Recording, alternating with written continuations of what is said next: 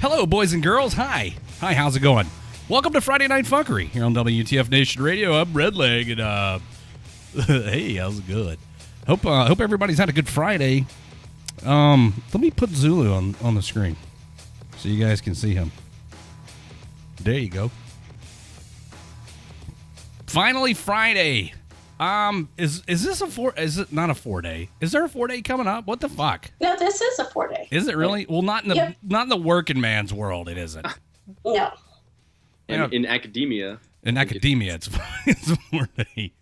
Welcome everybody to the show. Thank you for joining Zulu and Raptor and myself tonight. This is Friday Night Fuckery on WTF Nation Radio, and tonight, Bulldog 1 from Guardian of Valor is going to be here to talk to us about all the shitbaggery, people stealing Valor. They do, they're doing the Lord's work over Guardian of Valor. They're very, very thorough, by the way. So he's going to be on in the second hour. Also tonight, in the third hour of the show, we'll play Drink That Tune and maybe give away a prize. And maybe Zulu's going to get the rest of the way naked, because I understand that he's in his drawers from the waist down. So, ladies. Oh, jeez. Ladies. You get a sip of my coffee. Look, where's your vape? It's right here. Don't worry. Vape's right here. Don't you worry. What's the problem? Where's your vape, Zulu? Already. Hello, Anna in Anchorage, Alaska. Still early yet out that way, right? Alaska. Yeah. Safety brief. Randall, I don't guess I have a safety brief. Don't drink and drive. That's the main thing. Like, don't fucking inadvertently kill somebody else. And don't beat your wife or husband or kids or significant others. Don't beat up your boyfriend, fellas. There you go. Right? don't beat up your boyfriend. You guys can. Hello, Nicole. You guys can come over and check us out in our live chat at WTF Nation Radio. Evelyn from Slidell. I didn't know Evelyn lived in Slidell. You know where that is? I have no idea. Slidell, Louisiana. I know where it is. Oh. I do. Maybe that's why I don't know where it is. Yes. WTFNationRadio.com live chats where that goes on, and something else. I swear. Oh, hey, you know what? Let me go ahead and dime out the 82nd Airborne Division. I got a notification that the 82nd Airborne Division PAO was going to come on the show because they had something to talk about, and it was all set up, and they backed out. So the P what? The PAO, a representative from their public affairs office, was supposed to come on the show and spread the good word about the 82nd Airborne Division, and then they fucking no-showed at the last minute. Shout out to 82nd Airborne Division. Thanks, guys, for fucking my show up. Maybe they like took it up with their like higher, and maybe their leadership said fuck no. You're not going on WTF Nation Radio. No way. Yeah. Hello, Dolly. Hello, Raymond, who's what's up from Guantanamo Bay. Hi, everybody. Thank you so much for the well wishes. Or nobody said well wishes, but just said hi. At Zulu, you have the champagne of beers, probably. Oh, yes. Only the finest for Friday Night Fuckery. Only the finest. Is it a 40? It's not. The 40s come out a little later in the show. He doesn't start with the 40-ounce beers. That's the finale. Something really. You know what, man? Sometimes I come across a news story, and I use the term very loosely because it just randomly popped up. John from Camp Patriot in Kuwait. How's it going? This randomly popped up while I was just looking at other stuff. That fucking that kid Jaden Smith, Will Smith's little fucking son. Yeah. I saw your little rant about that. What happened? What the fuck, man? He failed his. Okay, he's 18 years old. He failed his driver's test, and now his little ass is so hurt that he's threatening to move out of Los Angeles. Bye. You know what, dude? Move out of the country. Bye, dude. I mean, really, who gives a fuck? Just take the test again. Shut up. Yeah, go take the test again. But my daughter, when she was 15, took the driver's test and passed it on her first try. I mean, it wasn't in L.A., but it's a fucking driver's test, dude. Hey, Redleg, here comes the hate in the comments. Is it? Zulu isn't old enough to drink. Come on, Zulu, let your trap queen out to play. You know what, man? All right, let's settle this once and for all. Is it time? Let's settle this once and for all. All right, what I'm going to do, we're going to do a live poll. We're going to do live voting. How about that? Hey, Beth. If you guys, so using the reaction emoji things, let's see, for which one's which? Do you get the hearts? For Zulu, you do. No, I didn't put the hearts in there. For Zulu, you no, Zulu is the wow reaction. It's a vote for Zulu. If you like Zulu better than me, use the wow reaction emoji. And I am the LOL, the laughing emoji. Oh, good. And let's just do that. So wow if you like Zulu, and laughing if you like me. And if you don't know how to do it, if you're on a computer, you just move your mouse over like, and you get the reaction emojis. And if you're on your phone, don't you like press and hold on your phone and then pick one? I don't know, whatever. I mean, on the phone, it's just like if you go to the little comment box and slide to the left, they got all the ones, and you there you go, and you just tap it. Oh, they're coming in. Are they voting? Are they voting? Okay, let me get the Here, let me just do this. How about that? I see lots of laughs. There's some wows in there. There's a couple angry ones. Yeah. There's some hearts. We'll put that up there. Let's just go ahead and settle this once and for all. Zulu versus Redleg. I need those wows. I need those. Oh, jeez. It's not looking good for you, dude. You guys are killing me. Come on. So we'll go on with the show while the voting continues.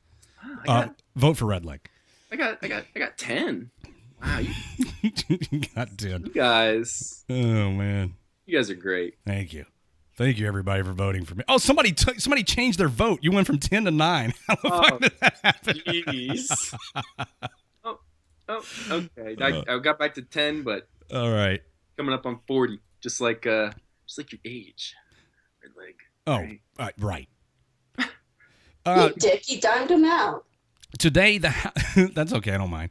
Today, the House voted 268 to 151 in favor of the waiver that would pave the way for retired 4-star General James Mattis to be Secretary of Defense. So, the vote came after the Senate Armed Services Committee, the House Armed Services Committee, and the full Senate passed the waiver yesterday.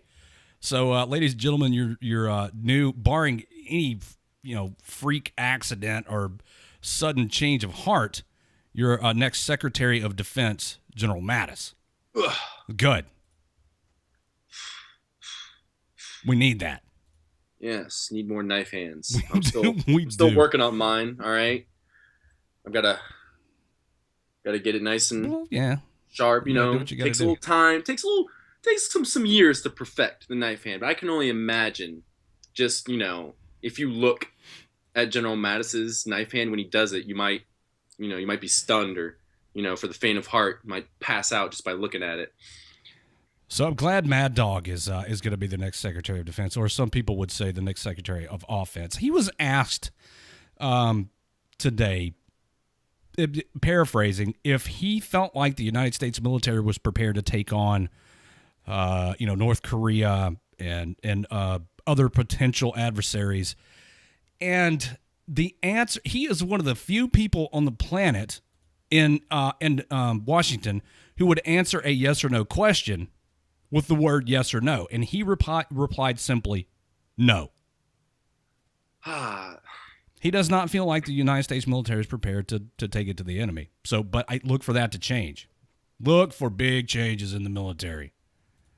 I mean, I don't know nearly as much as he does, but I feel like he's saying no because he wants to, maybe in his eyes, he wants to make it better, you know?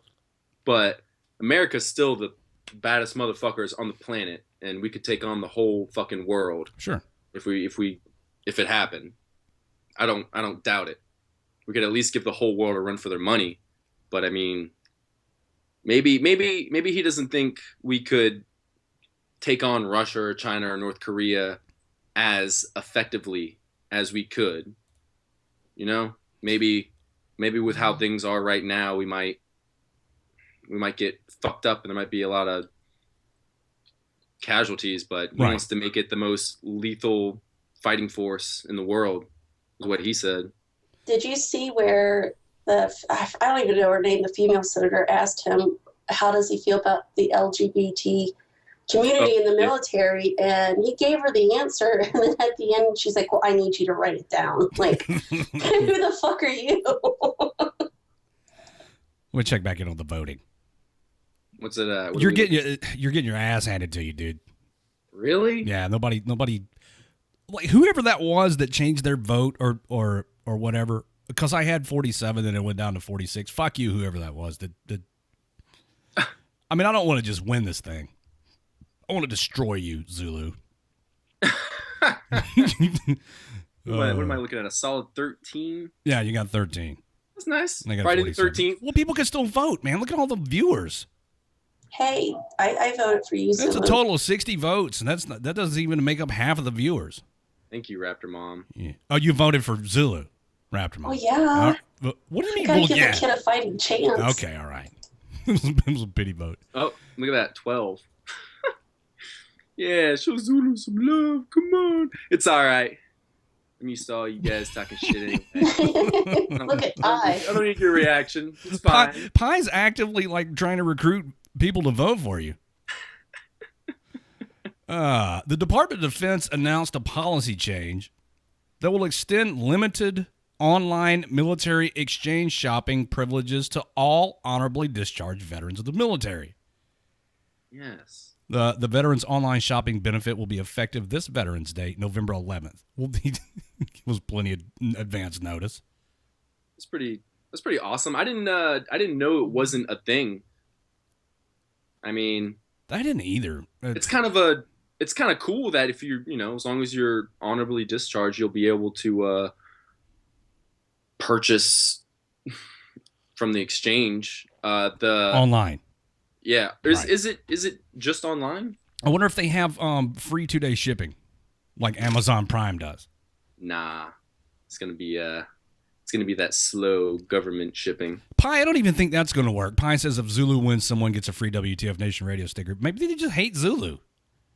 Maybe people want a sticker bad enough. Maybe they'll flip it up. But there's no guarantee. I mean, like, who's going to get the sticker? You got to go through the random. You got to do the random pick thing. You do. Oh, well, since Pie's the one who stirred all that shit up, he's gonna have to do it. But I still don't. Even though he's sweetened the deal, I still don't have you winning. Somebody changed their vote. 2 people changed their vote. Hey, fuck you guys. Just keep voting for me. No, they want a sticker. They're doing it for the greater good. Vote for Zulu to get a sticker. If I start winning, everybody has a chance to get a sticker. What's that? What's wrong with that? This is rigged. Now, it's rigged. It's is rigged. Zulu paying for all these stickers? Redleg set this up. Redleg rigged it. I didn't rig it. Go count them for yourself. What'd you say, Rapper Mom? I said, is Zulu paying for all these stickers? Well, then you're gonna have to talk to Pie's the one that started the shit about the stickers. Oh, good God! Now I gotta write all this. This is not. This is not supposed to be a giveaway. This is supposed to be an honest, unbiased. Who do you like more? And then this is biased as fuck. And this is not biased. This is biased as fuck. And then whomever loses. Yeah, Zulu Ray. That's what I'm talking about. Whomever loses gets murdered. You're gonna die. Or I'm gonna die. One of the two of us, never to be seen again. Jeez. So let's continue on with the show. And stop babying that beer. We'll come back and check the. See, that's a vote for Redleg. Well, I don't see because you're babying the beer. I don't see you pounding beers down over there. This guy don't drink anymore, dude. Come on, pounding that water in the cup. It's a cup of coffee. I'll come back around to the water. Yeah. Water's after my coffee. John says bye, Zulu. Bye, John. Where are you going? You're not doing. No, I think he's talking to you. Goodbye. I know. You're going down. I'm gonna get purged. What was I talking about? Oh, the that you can shop online if you were honorably discharged from the Army. You can shop online at the exchange, the PX. We're excited to provide these benefits to honorably discharged veterans to recognize their service and welcome them home to their military family. This from Peter Levine, who's performing the duties for the Undersecretary of Defense for Personnel and Readiness. They fit all that on a business card. It said low risk, low cost way to help fund MWR funds. Sure. Everybody enjoyed the MWR, stateside or overseas. Well, almost everybody. You never checked out the MWR? Oh yeah, I went. I mean, the one they had where I was when I was overseas. It was a Navy base, so they had like a little movie theater back there and popcorn fucking machine and pool tables. It was pretty nice. The Wi-Fi was kind of slow, but it worked. Well, see, but that's a thing now. Yeah. The only thing that MWR had to offer when I was in was like the cutting edge fucking what was it? Nintendo 64 or GameCube or some shit. They got like PlayStations and Xboxes. There was no such thing as Wi-Fi. Yeah. See, that's what my so I, when I was growing up, I had, my high school friends and shit, and like there was 3 of us joined the Army, and the other 2 went active duty, and I went nasty girl. And they used to give me so much shit for it. They used to give me so much shit for being a nasty girl. And then fucking a couple years down the line, I ended up deploying before them. And I was just like, oh, fucking the nasty girls deploying before, big dick fucking 173rd in Italy or fucking 82nd Airborne. Oh, look at that. What a fucking coincidence. And now fucking, they're just now like getting their deployments on. One of them's got like a fucking 2-month thing going on in Afghanistan. Another one was my buddy who just left for Iraq a couple weeks ago. And he was telling me, he's like, I'm going to Iraq. We're not going to have Wi-Fi and shit. I'm like, I don't know. And then sure enough, like a week later, he's like, oh, Kuwait has Wi-Fi. I'm like, yep, they had Wi-Fi when I went through Kuwait too. And it's just like, I'm like, I see him like liking shit on like Facebook and like Instagram and shit here. And I'm just like, I cannot wait to rip into his ass when I talk to him through the Wi-Fi he's fucking getting. Sounds like Djibouti, Africa. All right, Jesus. That's Jesus. Jesus Rodriguez. He's been here before. You want to check the polling results and see how badly I'm beating you? We can do that. Let's take a look. All right, let's take a look. 61-30. 61-30. Wow. Redleg. You know what? What? They probably trying to bribe everybody's not working. Whoa. We're just trying to engage the listeners. All right? We're not bribing anybody. Engage the listeners. Hey, use the reaction emoji, either the wow emoji, wow, for Zulu. Wow, look at this guy. Or the ha ha ha LOL emoji for me, because I'm funny looking. I thought that was appropriate. I just voted for myself. Oh, did you? Yeah. Oh boy. Which is fair. You put a vote in for yourself yet? No, I haven't voted. Oh. Now you can vote. Can I vote again? David said, yeah, vote. Go for it. I mean, like, you can keep pressing the button as many times as you want. I don't think it does anything, though. it just gives you one, and then right. I mean, it pulls up all that shit on the screen. That's like live. People who are like pressing the button. So if you just sit there and fucking spam it, we'll see whatever you're button pressing. Hey, where's what's her name? Nicole? No, not Nicole. Elizabeth, is that her name? Oh, geez, don't. Yeah, somebody go get Elizabeth. There's a vote for you if Elizabeth's here. Does the popular vote count here? That's the only thing that counts, Bruce. There's no electoral college for the. Yeah, that's because I would totally win in the Facebook electors. Oh, would you? You think so? Yeah, you're just winning the popular vote right now. It's fine. Florida man's at it again. This time out of Pensacola. 23-year-old Bradley Hubbard was arrested at his home Monday after his roommate told authorities he'd been abusing a pit bull named Baby Girl for years. You think that sounds bad? It gets worse. The roommate told authorities she held off on telling them for years because, quote, she did not want to get Hubbard in trouble. She said she finally realized the situation had gotten so bad she fears for the safety of the dog. So what's this guy been doing? He's been screwing his dog. Like a goat.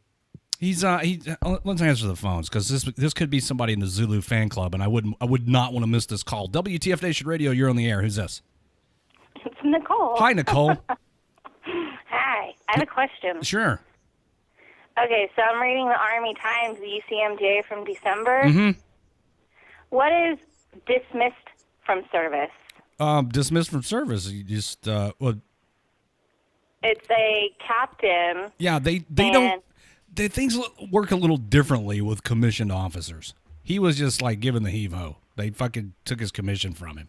He was dismissed from service. So they don't get like a slap on the wrist like we do, and it like screws up the rest of your life. Well, I mean, you want to put on your resume, why you left your last job? You were dismissed from the service. Yeah, that follows you for the rest of your life. Do they have to put dismissed, or can they just put that they're not in the service anymore? Well, I mean, somebody could go check. It's there. So is dismissed like bad? Yes, absolutely. For an officer, yeah, that's really bad. What's the context here? Why was he dismissed from service? Okay, it's a captain. I'm gonna not say his name. Y'all can go look for yourself, from Fort Polk, by a military judge. Blah blah blah. 1 specification of false official statement, 3 specifications of larceny of military property, and 1 specification of fraud against the U.S. Sentence is reprimanded, $35,000 fine, confined for 1 year. If the fine is not paid, dismissed from service. Okay, so this dude was stealing stuff from the Army and selling it and lying about it. He got caught. So it's basically, if he does not pay the fine back, imposition of suspended sentence, 1 year of confinement. I think the dismissal from service is going to hurt him worse than anything. Yeah, it's pretty bad for an officer. I mean, I was corrections. I was 31 Echo, and we rarely ever had officers. Cage kicker. Why do you think that is? Your honest, unabashed, unbiased opinion. Why did you rarely have officers? And I have my theories, but I want to hear yours. Yes. I mean, I know we had a major, and then there was Major Hassan, the Fort Hood guy. Right. I think because they have more to lose. I think, and it's kind of like they don't get the same punishments as enlisted do. Okay, first of all, there are fewer officers than there are enlisted men. Considerably. Well, yeah. So but there's only certain places that they can go to jail, and I worked in both of those jails. Well, you gotta think of it as the number of officers who are incarcerated is a representative cross section of the number of officers in the military, relatively speaking. Mm-hmm. So that's the first part of my theory. The second part of my theory is something like you said. They have a little more to lose, so they're a little less prone to doing dumb shit, which could get them incarcerated. And finally, as much as I hate to say it, they're taking care of each other. They're looking out for each other. You PFC Joe Snuffy, you don't really have too many friends, professionally speaking, like the officers do. Hello, George. One of the majors that was in one of the like 2 major prisons that military has that I supervised. He was convicted of child molestation. Well, that'll get you locked up every fucking time. And then, everybody knows what Major Hassan was. Yeah, he killed a bunch of soldiers. So how often did you guys beat his motherfucking ass while he was locked up? Well, we're... Okay, you're not... All right, I don't want to put you on the spot. Yeah, we're watched pretty closely. So unless you're going in on like a 4-cell move, like with 5 guys trying to get somebody that's in segregation, or you're going in like on a riot, you can get a couple licks in there, but it's not like how they say down in Cuba, the waterboarding and whatnot. It's not like that. We're watched way too closely. Well, yeah, of course.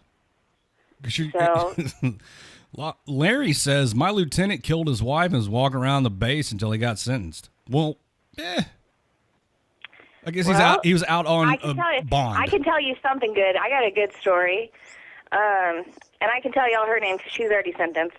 All right, while you do that, I'm going to check the voting results. Go ahead. Okay. So I was only working in male prisons, up on Fort Lewis and then Leavenworth. But the females were up in Bangor, northern Washington State. So I had to escort this one prisoner, and you can go Google her. Her name is Yvette Davila. I don't want to Google anything right now. I'm busy. No, wait, were you talking to me, or are you just talking to the listening audience in general? Okay, go ahead. I'm just talking to the listening audience because she's really hot, like ridiculously all right, hot. Let me Google. What's her name again? Yvette Davila. I don't know how to spell her name. Let's see. What's her last name? I think it's Evette Davila. If you just Yvette Davila, soldier sentenced to life. Hey Zeus, I don't think anybody could say they waterboarded everybody. I got it. All right. She's not that. She's not that good looking. She's hot. She's not hot. If you type in her name and then go to Google Images. That's what I'm looking at. Yeah, she's hot. Basic bit. She's not hot. She's hot. I mean, no, she isn't. Are you looking at her in the jumpsuit and the glasses? I'm looking at a whole fuck ton of pictures of her. Let me answer this other call. You shut up for a minute, Nicole.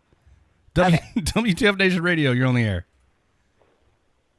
Hey, I actually messaged you guys earlier this week. I just wanted to talk to you guys about this whole brotherhood thing within the military, and if it's still a thing nowadays. Oh yeah, hold on just a minute. Let me let Nicole finish her story up. Just hang tight. Sit tight. I'm looking at this ugly chick.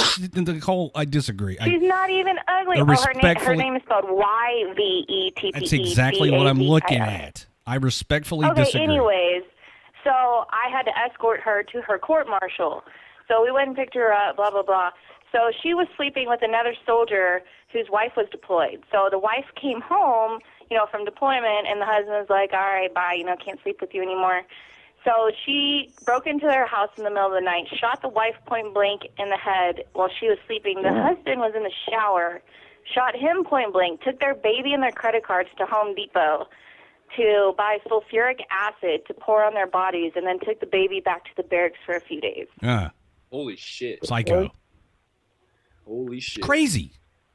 Yeah. Yeah. And what's really scary? In the cage. Yeah, what's really scary is that all of you women have this just beneath the surface, this bubbling just beneath the surface. All of you are capable of this. You're psycho. Really? Yeah, Do you really. Remember they called them the Doom Squad, the guys that cut fingers off of people in Iraq and wanted to bring them back. It was like a group of 5 guys. No. I'm stuck on you crazy woman shooting and killing and trying to pour acid on these people. Yeah, what happened to her? Like too much work. She puked on me in the van. Oh, she puked on you. Yeah, because I had to sit in a cage inside the van. Nerves got to her, right? Well, we stepped out of the van, and there's a butterfly, and she's all kinds of whacked out. But, yeah, it's disgusting going to a female prison. I bet. What did she get? Life in prison? Death penalty? She got life in prison without the option of parole. Good. Fuck her. So, all right, well, I'll let you talk to the other dude. Okay, Nicole, I love you. I love you, too. Oh, yes. You hang up. Bye. Bye. What's going on, brother? Sorry about that. No problem at all. I just calling in because I just had a safety brief the other day at the unit commander. And he was preaching this whole fucking brothers in arms shit to me. And it's just like, I don't know, it was like going through one ear and out the other because he just chaptered somebody because of his body type. Like literally his body type. He's just a short, big bone dude, always getting 300s on his PT test, and just chaptered him. And I hate when people say to me like, oh, we're all brothers in arms, we're all, we all look out for each other. But we really don't, because I have a brother, and I would never fuck him over because of his body type. I would never put him out in the world without anything because of, a body type. It irritates me. Well, man, it's like this. A lot of times the leadership is telling you stuff that sounds good, right? They're I guess they're trying to program or indoctrinate or get it in your head that you're part of this big family. I know that you're I know that kind of left a bad taste in your mouth and probably still continues to. But look at it from the perspective of your peers and not from the leadership. And I get that those dudes, that the leadership tends to talk a lot of shit and get up there and make grandiose speeches and sound good. But don't give up on the Army, because you do have brothers in arms. They're the guys in your squad and your section and right next to your left and right. That's what matters, man. Leadership's going to tell you whatever they got to tell you to check the block. And not all leadership's bad, dude. I had a awesome commander when I was in Korea. He was a Mustang, but still, don't give up on the Army, man. I know some things tend to leave a bad taste in your mouth, but you do have brothers in arms. I mean, I've been out of the Army since '98, but I consider you to be a brother. That's just the way it is. There's going to be some bad apples. Yeah, it's hard to really see that though sometimes. Like I've been from Fort Hood and then Korea and then now Washington. It's not what the Army's not what my grandfather chalked it up to be. At least for all the units that I've been in. Man, and hey, Cole, it's not always quote leadership. It's not an umbrella term. It's the. Oh my God, here we go. It doesn't always come from leadership. Sometimes it's your peers. Sometimes it's just the camaraderie. But the tone of a unit is set by that unit commander. And if you have gone from shit unit to shit unit to shit unit, I mean, that's just your bad luck. But try to keep your scope a little smaller. Try to, I mean, I don't know what rank you are. I don't know what you do in the Army, but try to keep it at the squad or platoon level, and let the company commander run the company and the battalion commander run the battalion, and you just look out for the chicks and the dudes that you actually serve with on a daily basis. Am I making sense? It's hard for me to put into words. I understand where you're coming from, and I've had that outlook. I'm a combat arms MLS 13 Fox, but it's. Hey. Oh, there you go, Zulu. Hey, what's up? What's up, fellow fister? What's up? What's up, bro? Me and you are brothers. We're real brothers. Actually, we're sisters. Yeah. We're sisters, bro. Yeah, sisters are their own brothers themselves.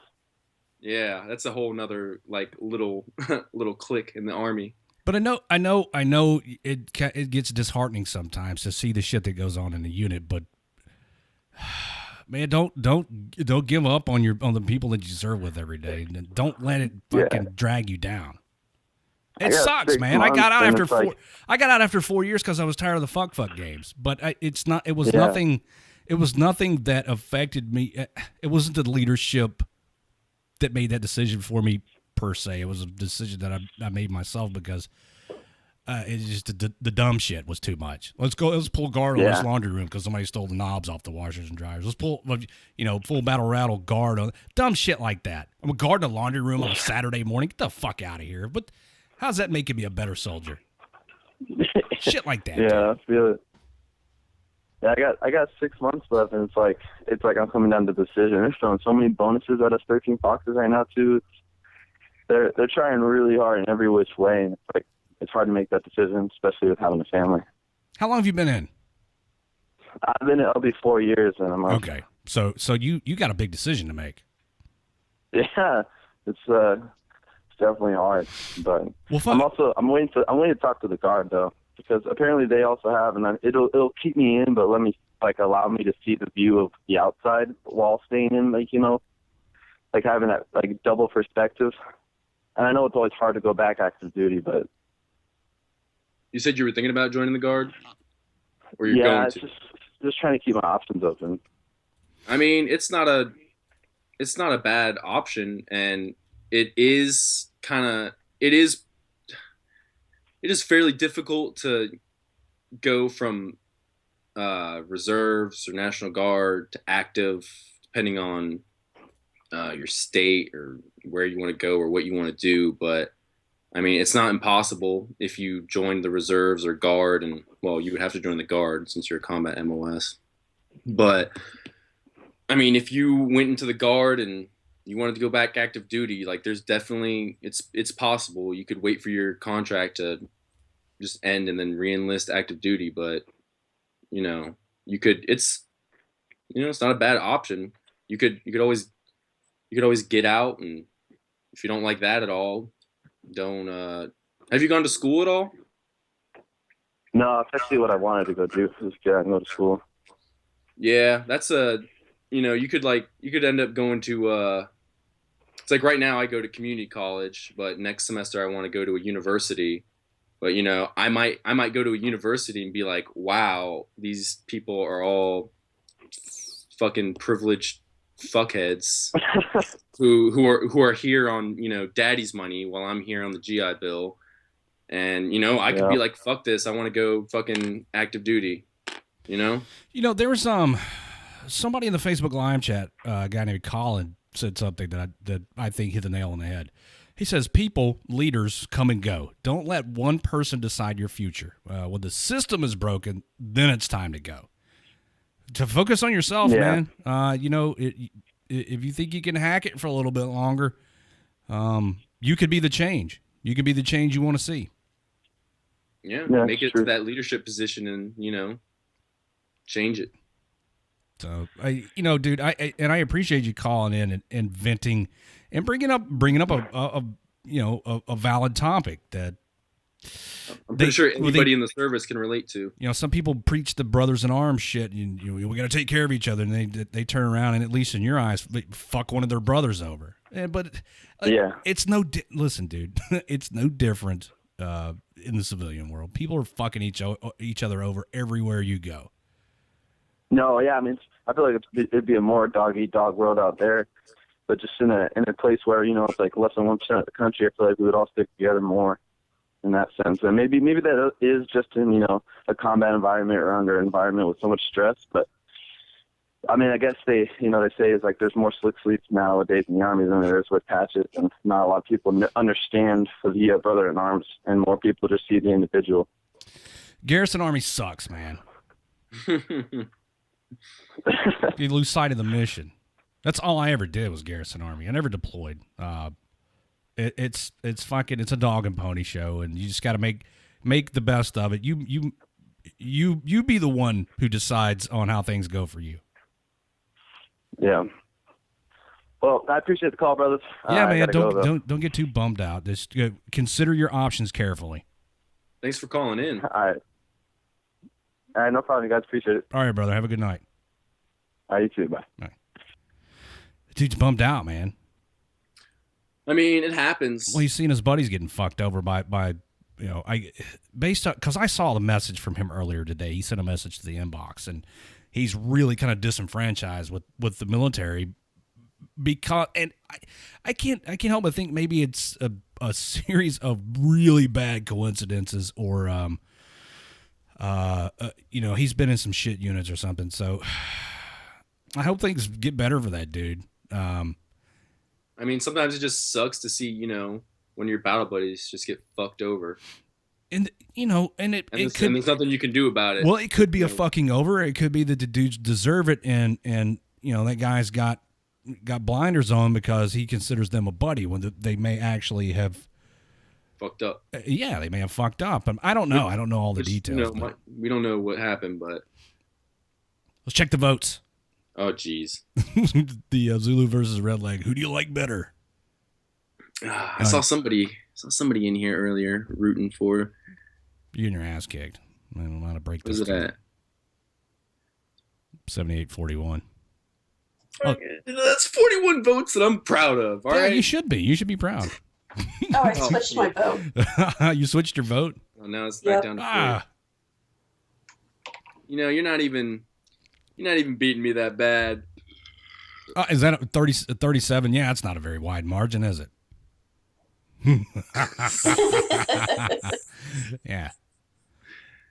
I mean, I guess if you look at the Facebook Live viewers, I guess not. People keep asking anything new from NTC. Anything new from NTC? No, just the usual fuckery. I haven't been given any updates. Did you catch Jose last night with Ice? Oh, I missed that. He does not sound like a Jose. Well, what's up, Wendy? Hi, Wendy. Jose, when he has the ability to speak with a with an American English not English, but American accent. I don't know, he sounds like a country boy to me. Yeah, he does. He does pretty good. Jose does. Is it all a facade? It is. He's he actually, his natural speech is the way that the stories are written. You hear that with the Hispanic accent. That's how Jose actually sounds. Yeah, I've read some of those before, and I'm just like, hello from NTC live. See, this is Jose. All right, who's calling now? Let me answer the phone. WTF Nation Radio, you're on the air. Who's this? My name is Brandy. I messaged you a little bit ago. Huh? You did? Me? I was told to call. You've been told to call. All right, who talked to? Would you say your name was Brandy? Yeah. Who talked to Brandy and told her to call but did not pass the information along to me? Robert Mom, will you see if you can track this down? I sure can. It wasn't in our inbox, but I'll talk to others. Yeah, just call up the show. But the host is totally unprepared. Okay, let's just do the fuck it. We'll do it live. What's on your mind, Brandy? Well, I messaged seeking some advice, and I hate to sound like the complaining wife, of course, but as you know, Fort Carson experienced some severe windstorms this past week. Yeah. And the day of the windstorms, the CG put out, that all single soldiers could return to the barracks. And, the married soldiers were allowed to stay at home or to stay at work, which, wasn't a problem. But when the lunch hour came around, my husband asked if he could run home, bring us some food, and eat himself because he had nothing to eat. Of course, after some flack, his NCO let him go.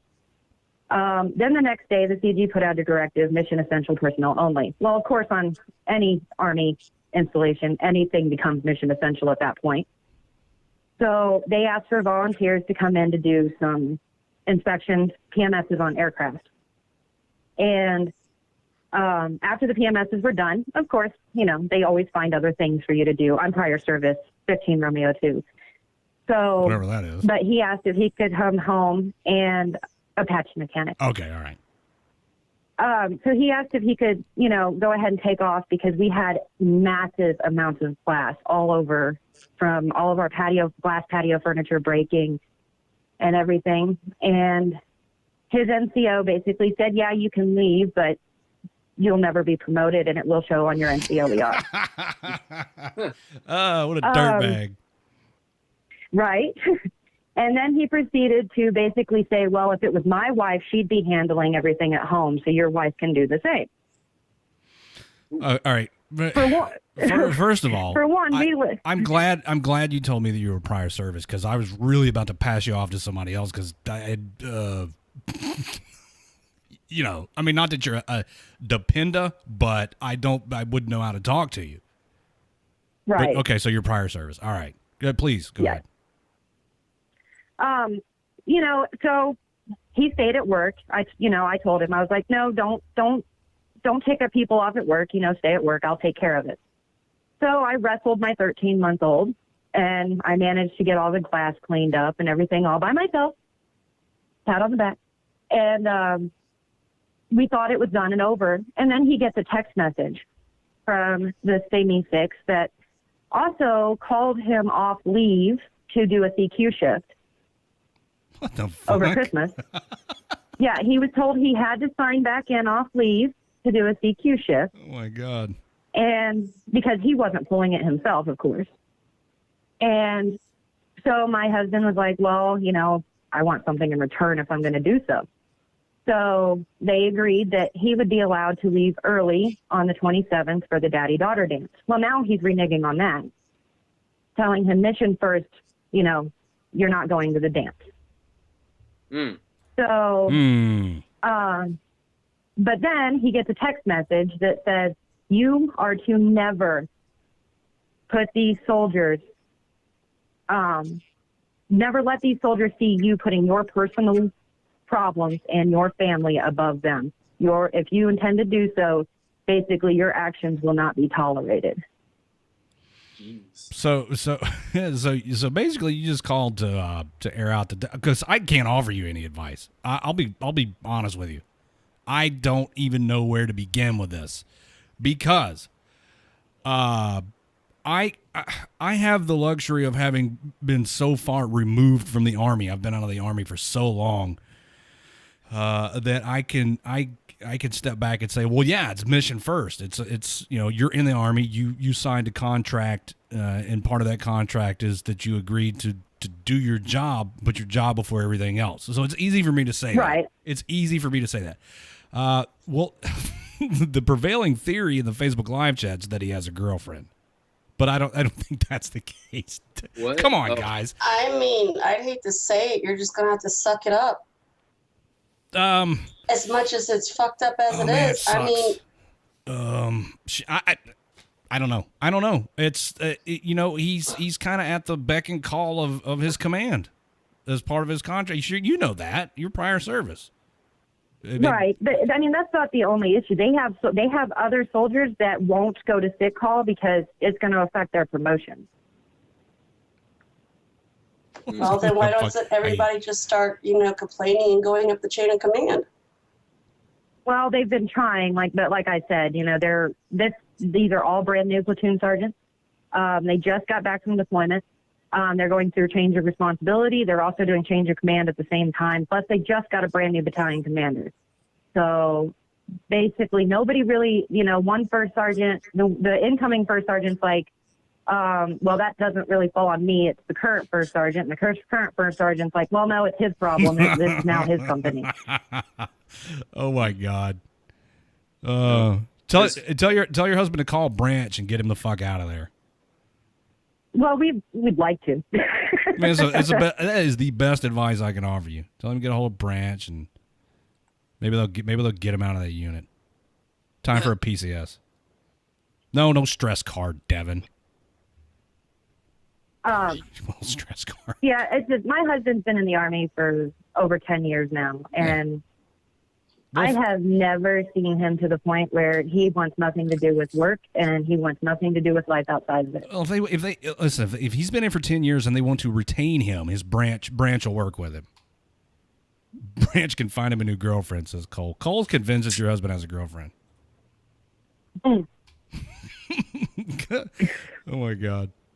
Here's my piece of advice. It's hard to talk about a serious topic on Friday night around here. I'm just saying. Well, I know, but it could be much worse.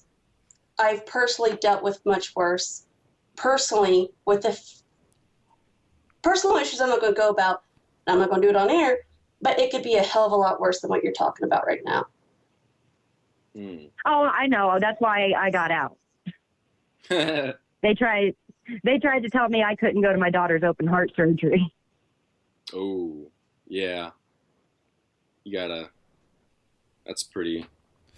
Well, I mean, you know, devil's advocate here, they are doing what they think they need to do to accomplish the mission, as fucked up as it may be. You know, not everybody's as understanding. You know, not all leaderships is understanding about topics such as situations such as your kid having surgery. There should be a line to where, you know, you got to let this soldier be there for their daughter who's about to have surgery. But I mean, unless you're a fucking operator overseas and, you know, the team absolutely needs you, I don't see why that might not be a problem. But then again, the I don't whole know what the open heart situation surgery, was. did you guys, were you both in the service at the time? I couldn't hear her. Were you still in the service when were you and your husband both in the service when your kid had the surgery? Yes. Okay. Okay, I was just wondering, if they, with the whole family action care plan, if that played any part or not. See, I didn't. The family care plan? Yes. Right. Yes. The only problem is nobody, with an open heart surgery, especially on a 5-year-old, there's a lot of things that come with it. Like you have to take a CPR class, and you're not even allowed to watch her alone unless you take these classes and everything else. And they have to be done at the hospital, which of course we were stationed at Hunter Army Airfield at the time. So we had to travel quite a ways to get to the hospital and everything else.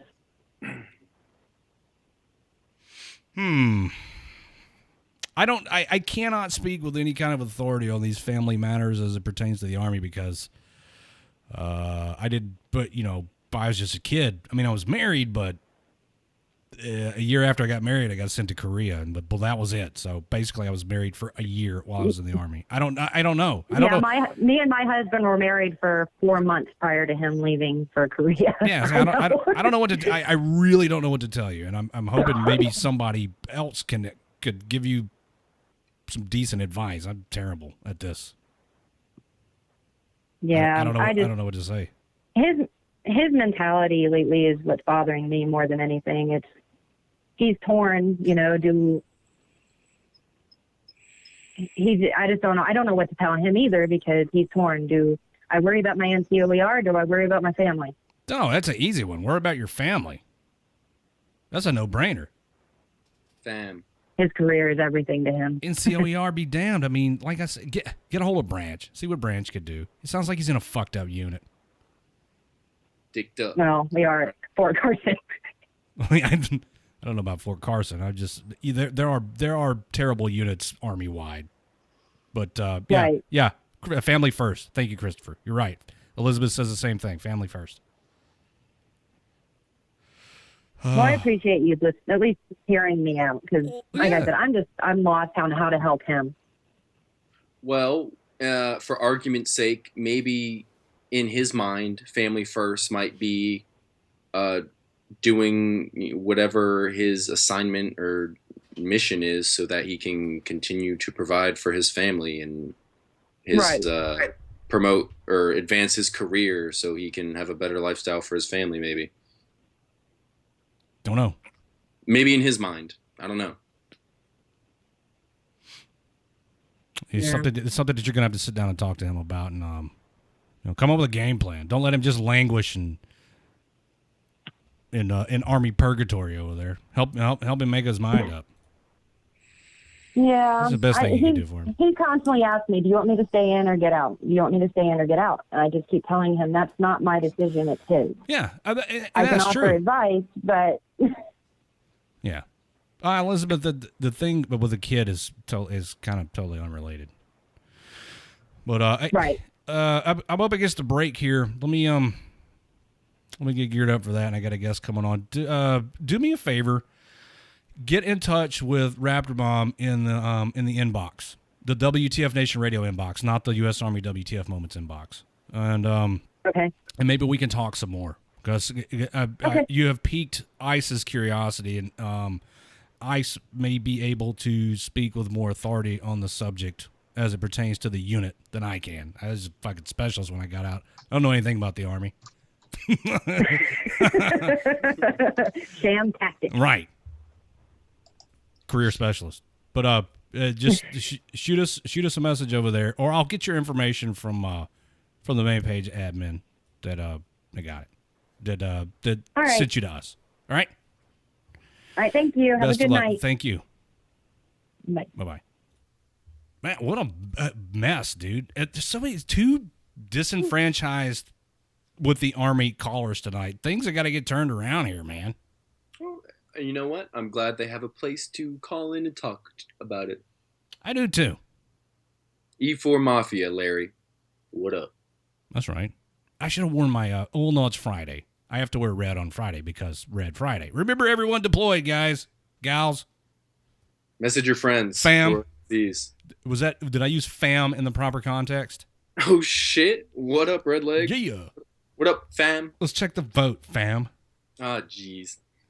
What are you trying to speak ghetto now? Damn, Zulu. Damn, Redleg, you're beating my ass in this poll. Oh, my God, dude. 86-42. All right. You've That's a paddling. You've doubled my record. Yeah. I'm you know kicking what? your ass. I bet like half of that 42 is like people accidentally voting for you. People who like genuinely like me, and then the other half are people who just hate Redleg. Ah. Yeah. Elizabeth said it's the red shirt is why I'm winning. You guys, you want to see my shirt? It's hold on a minute. I'll try to get it. I'll try to pull it up here where everybody can see it. Which one of these am I supposed to push? All right, that one. Oh no, that's the thing. The lower third's covered. Hold on, let me stand up.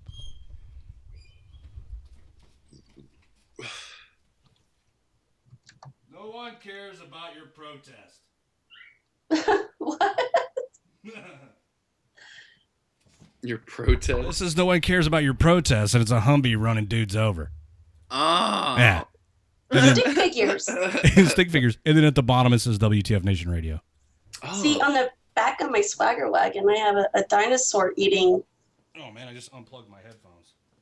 Oops. Eating stick figures, and it says your stick family tastes delicious. Oh yeah, I saw that on the Swagger wagon.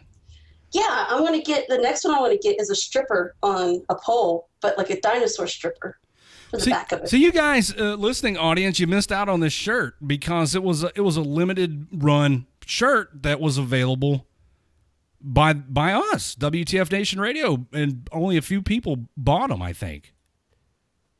And we'll never, you will never be able to purchase this again because we do these limited edition shirts.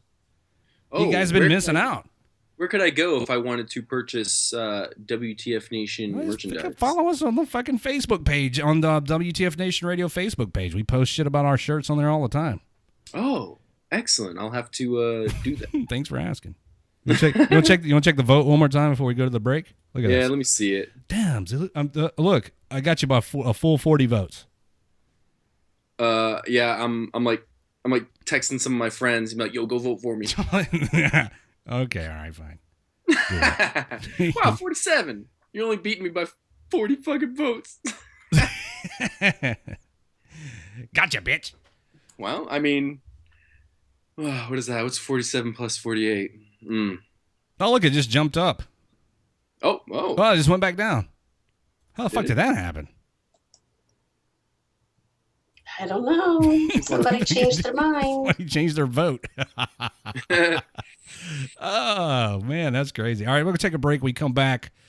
We should have Bulldog 1 from Guardian of Valor on the show to talk to us about all the stolen Valor fuck sticks that are out there. And a little bit later in the show, we'll play Drink That Tune for your chance to win a prize from WTF Nation Radio. Yes, you're going to have to sit here through some music. I'm sorry. Go take a piss or whatever. Refill your drink. We're not going to be gone that long. What are we talking about? 7-8 minutes here? Oh, it's an eternity. It's going to take forever.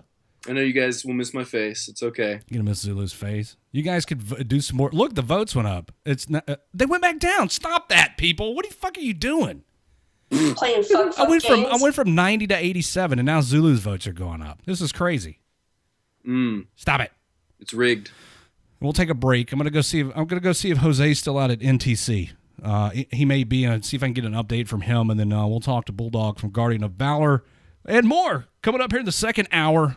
WTF Nation Radio. Don't go anywhere.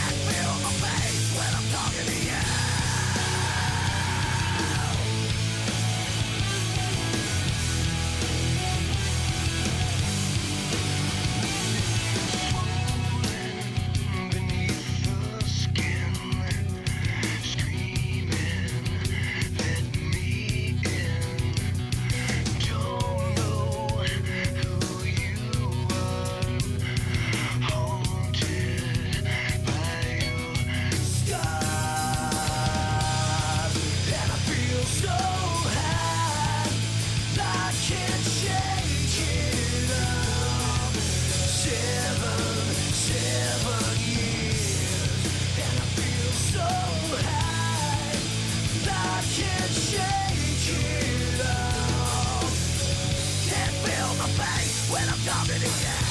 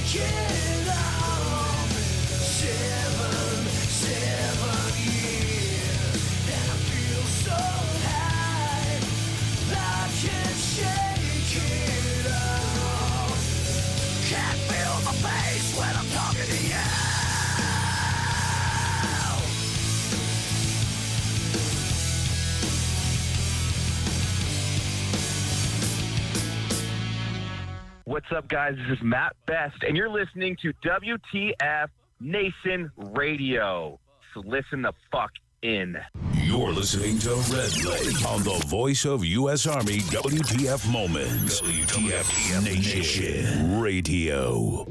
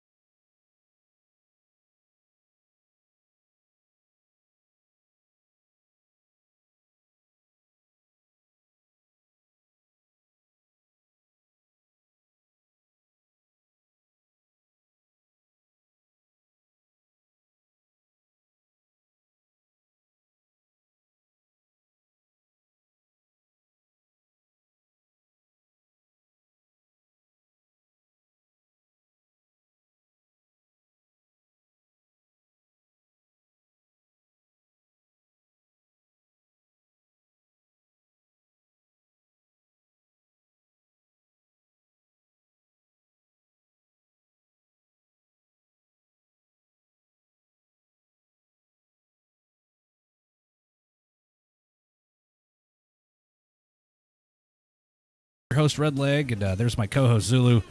Raptor Mom's here, and so is tonight's guest from Guardian of Valor.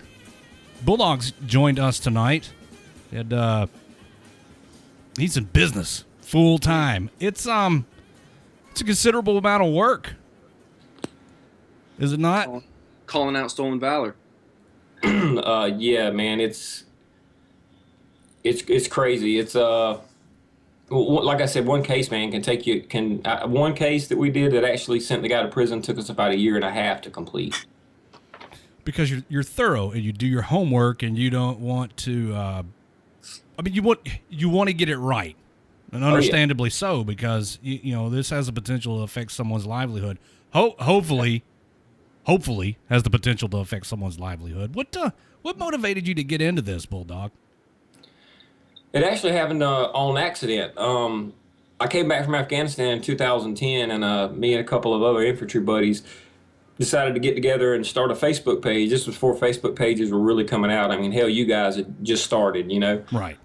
This was the early days of Facebook pages. And so we started an infantry page, and this guy comes and talks to us. He's from Florida, and he's talking about getting special weapons training. And this guy that was going to give it to him was a former Ranger. And he's like, well, how can I verify that this guy was ever a Ranger? And that's kind of how it happened. I kind of started looking into that. In doing so, I met people that have been doing, stolen valor investigations their whole lives. And they kind of took me under their arm and showed me how to do everything. And shit, man, here we are. I have seen some of your work. I have heard some of the phone calls. Some of them, they run the gamut from the guys just totally fessing up and saying, okay, you got me, to deny all the way up to the end. Some of them have just hung up on you. So the guy that you said ended up going to prison based on all the information that you gathered. What happened? What happened there? I mean, what are the circumstances? Well, he was in Florida, and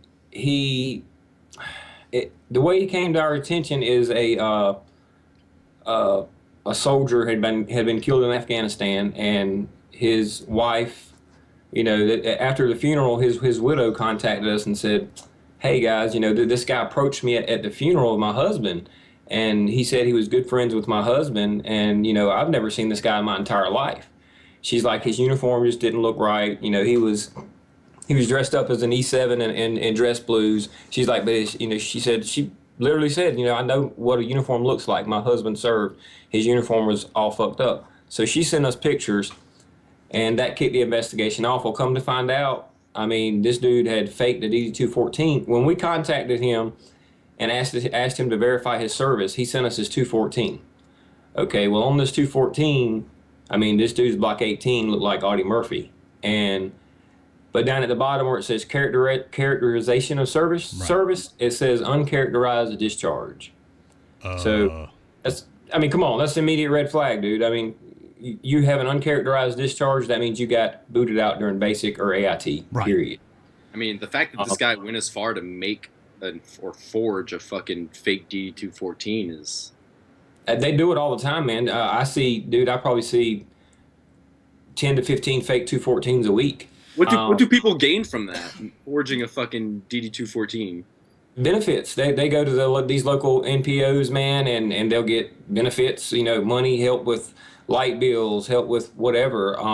That's why we got a lot of NPOs that are coming to us now and wanting us to vet the people that are asking them for help. Wow. We had a guy come to us and say, this guy's telling me he served in Vietnam. His mouth's really bad, messed up. He's like, and our clinic wants to pay to have his dental work done. We want to verify he was in the service. Come to find out, dude never served, So, they're taking advantage of it. Holy shit. And the way the VA works, man, they're, and I've talked to senators and others about this, and the response I get from them is it would cost too much money. And that is to have the VA and NARA and all the other services interconnected under one system. So that if you go to the VA, you don't have to give them paperwork. They already have access to your shit there. They can type in your social, boom, there's your 214, here's everything you did while you're in the military. Right. That's not how it works. So this guy walks into the VA in Florida, hands them this 214, they accept it. He gets over a year of disability benefits off of this 214, and on the 214 it said that he had like the Distinguished Service Cross, he had like 8 Purple Hearts.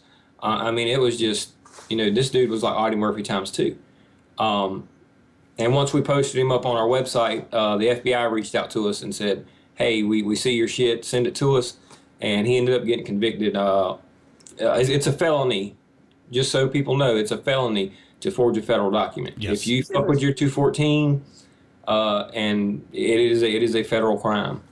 So they busted him with that. They busted him with the fraud with the VA. He had to pay $20,000 back to the VA.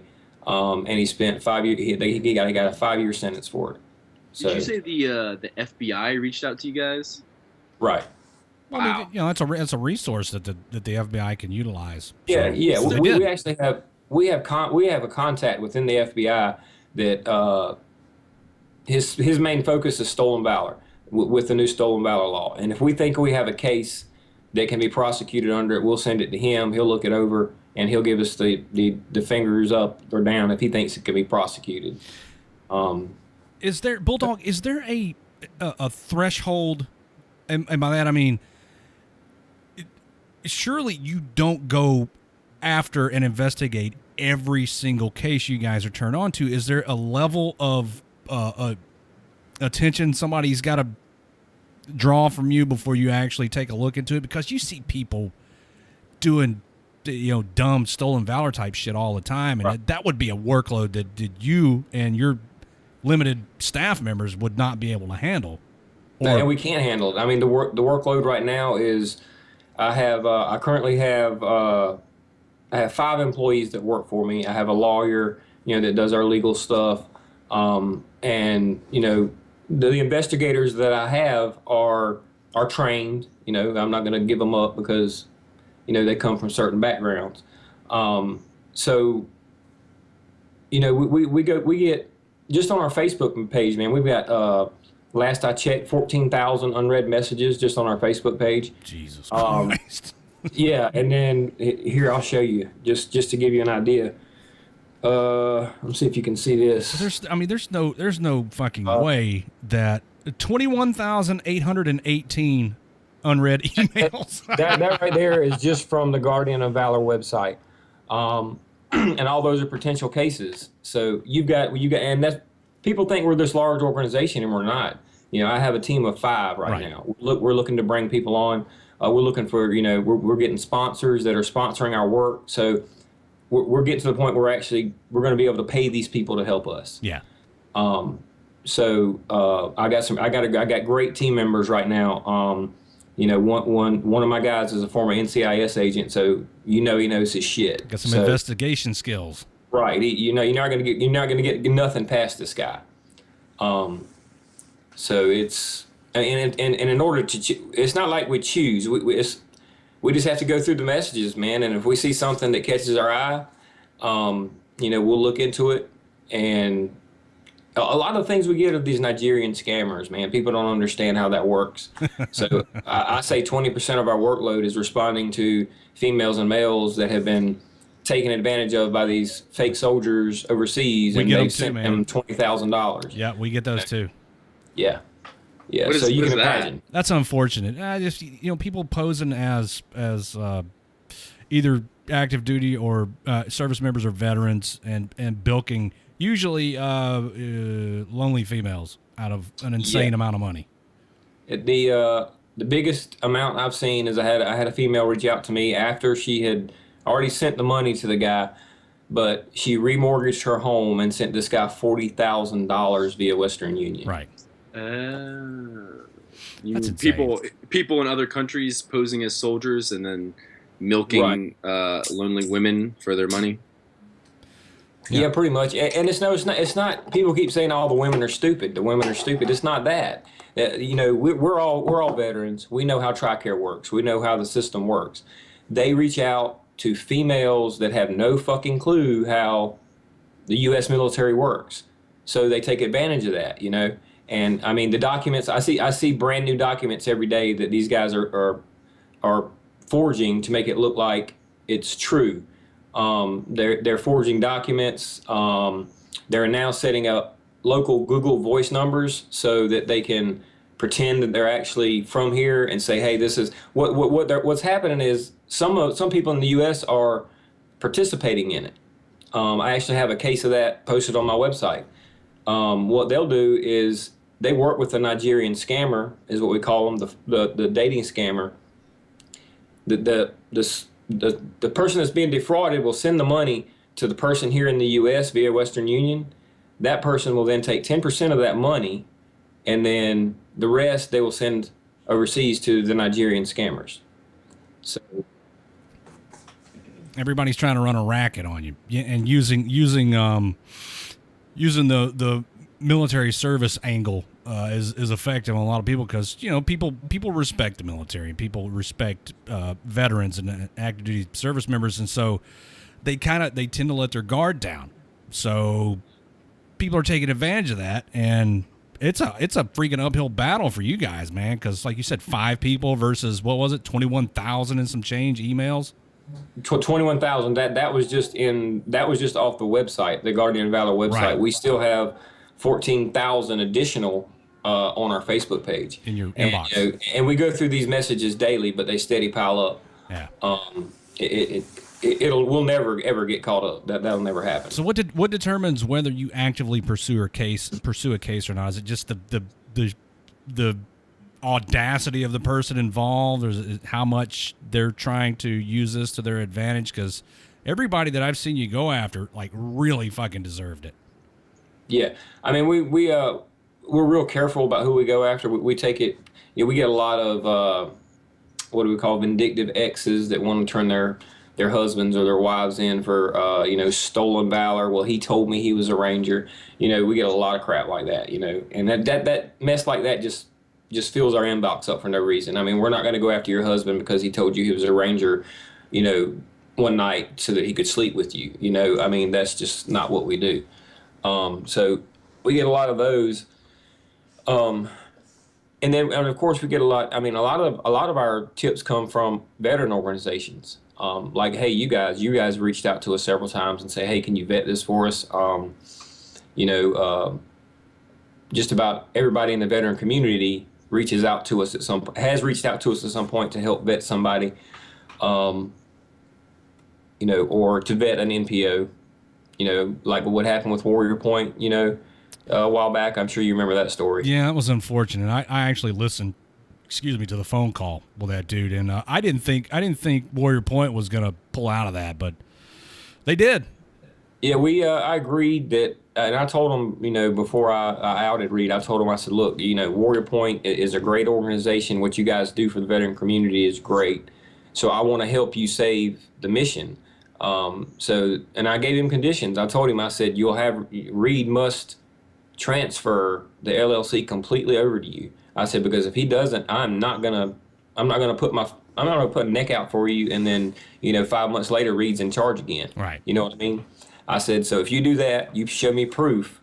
I said, then I will add into the story, that we 100% support you guys, that you're now under new leadership, and that's what we did. Yeah, we've had Armin on the show a couple of times. I mean, they're still doing great things. Yeah, they are. They are. Man, but that was a black mark on that organization for a while. And it still is. I mean, I've me and Armin have talked lately, and it's still affecting them. And that's what I try to tell people. It's you go out here and you start a business, and you base it on a lie. It's going to eventually catch up with you. We've got a case coming out probably in the next week or so. And it's going, and you guys have probably heard about it because we posted the guy's apology letter already. Because what he did was he claimed he was SF, started this beard oil company with this other guy, and basically he defrauded some people. He kind of slapped the Green Beret Foundation in the face. I posted their letter. One of my investigators is actually going to sit down with the co-owner of this beard oil company this upcoming weekend because he wants to give his side of the story. He wants us to, I never knew this guy was SF. That he wants to save his company, but he wants this guy to get the hell out, because he's put a big black spot on their company now. Do you feel any sense of sympathy for like in Reed's case? Do you feel any sympathy for that dude at all? When I first started doing this, I did feel sympathy, but then it's like after doing so many cases and seeing what some of these people are capable of and what they've done, they'll reach out a year or 2 years later and say, hey dude, can you take, I swear I'll never do it again. Please take my story down. I can't get a job, blah, blah, blah. Every time somebody types my name into Google, your fucking webpage is the first that pops up. I'm like, look, dude, sorry. In the beginning, I asked all the fans of our page, and I said, what are the conditions that we should ever take somebody down off the Hall of Shame if they've committed a certain level of stolen valor? And it was 100%, man. Bets were said they never come down. Never. 100%. Yeah. So, and that's been our policy. Once you're up, you don't come down unless we've made a mistake, and we do our damnedest not to make a mistake. So there's a question in the Facebook Live chat for you, Bulldog, and I've seen it go past a couple of times. People are asking what they could do to help support Guardian of Valor. Basically, man, what we're doing now is, I'm trying to get more help. With the level of work we have, I mean, it's just, it's phenomenal. I've got, right now I've got 2 people that can do active investigations. Not including myself, but I stay so busy on the other side of the business. I'm always talking to our contacts, or I'm always on the phone with somebody. You could ask my girlfriend. My girlfriend sometimes wants to break my cell phone because I'm on the phone so damn much. And so, it's we need help, but we need qualified help. My problem is I've brought some people on in the past, and that wanted to help, that seemed truly wanted to help, but all they wanted to do was get on the Facebook page and say, hey, I'm a member of Stolen Valor, blah, blah, blah. They didn't once they got on board and they seen the work that was involved, they wanted no part of it. Right. So are you taking applications for qualified individuals? Yes, qualified. Now being said, we are not at a financial point where we can actually pay these people a good bit. I mean, we're just not there. Because right now, the only thing that supports us is our sponsors. Right now, we have 2 sponsors, and that pretty much pays, all of our basic bills. I mean, you guys know it's not cheap to host a website, especially if your website gets, a fucking million hits a month. Right. You got to pay for that. So, and I pay my writers what I can. I mean, these guys, most of the guys that work for me now came on as volunteers. But as companies started stepping up and saying, hey, we support you guys, we want to sponsor you, we started getting a little bit of money in. I said, look, guys, you've been doing all this hard work. Here's $100. You know what I'm saying? So we're not in a place financially where we can hire somebody full time and pay them, you know what I'm saying? Right. Pay them a full time weekly check. We're not there yet. But we are looking for work. So if you're if you're ex-CID or you've got investigative background certifications or whatever, we'll definitely look at bringing you on board because we need the help. And where can they reach out to you? They can get me at admin@guardianofvalor.com. Okay. Awesome. Easy enough. But there are a couple of lovely ladies who are asking if they could help you financially, as in donations. We do have a donation link on our website, guardianofvalor.com, but we are not a 501c, so we are an LLC. And the reason we're an LLC is because of course, liability with calling these posers out. We've been right through this process of being sued before. So you can donate to us, but it's not tax deductible. Well, if they're asking if they could donate, they probably don't really particularly give a shit if it's tax deductible. Well, you know what I'm saying? I want to make sure that I'm up front with people because right. if somebody donates and they think it's 501c and they claim it on their taxes, and then the IRS is going to come after me and say, hey, dude, what's up?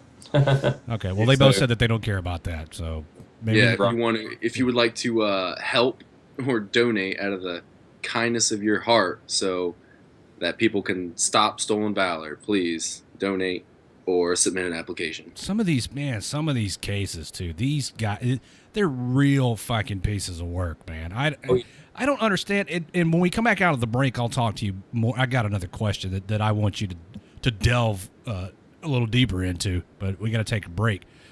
But, man, what the fuck is with these people? It keeps you busy. Yeah, I'm not sure. I've been asked that question. That's one question every reporter ever asks is why they do it, you know. And I've heard a million different reasons. And, you know, I've learned one thing, and that's if someone's committing stolen valor, usually at the level that we're outing them at, there's always some other level of criminal activity going on in there. And usually that's what happens, and that's what, you know, one guy we outed, a reporter asked if he could go interview the guy. I said, sure, no problem. So I sent him the guy's, you know, email address and all that to get in contact with him. Well, he met the poser in the parking lot, and this was on Good Morning America, I think, but he meets the poser in the parking lot, and the poser actually attacks him and the cameraman. So the police show up, and the poser gets arrested for assault and battery. And I thought that was pretty funny. So hopefully the cops beat his fucking ass too once they got him somewhere. You can't tell me that kind of shit doesn't happen. Let's take a break. Bulldog, you got time to hang around for a little bit longer? Yeah, no problem. Good deal. We're going to take a break, everybody. When we come back, more of Bulldog. And then don't forget, third hour of the show, we'll play Drink That Tune, and maybe you can win a prize from WTF Nation Radio. Maybe not. It just all depends on how good your musical knowledge is. We'll take a break. Don't go anywhere. We'll be back in a few minutes with Friday Night Fuckery on WTF Nation Radio. Yes, I vape Tyler. Thank you very much.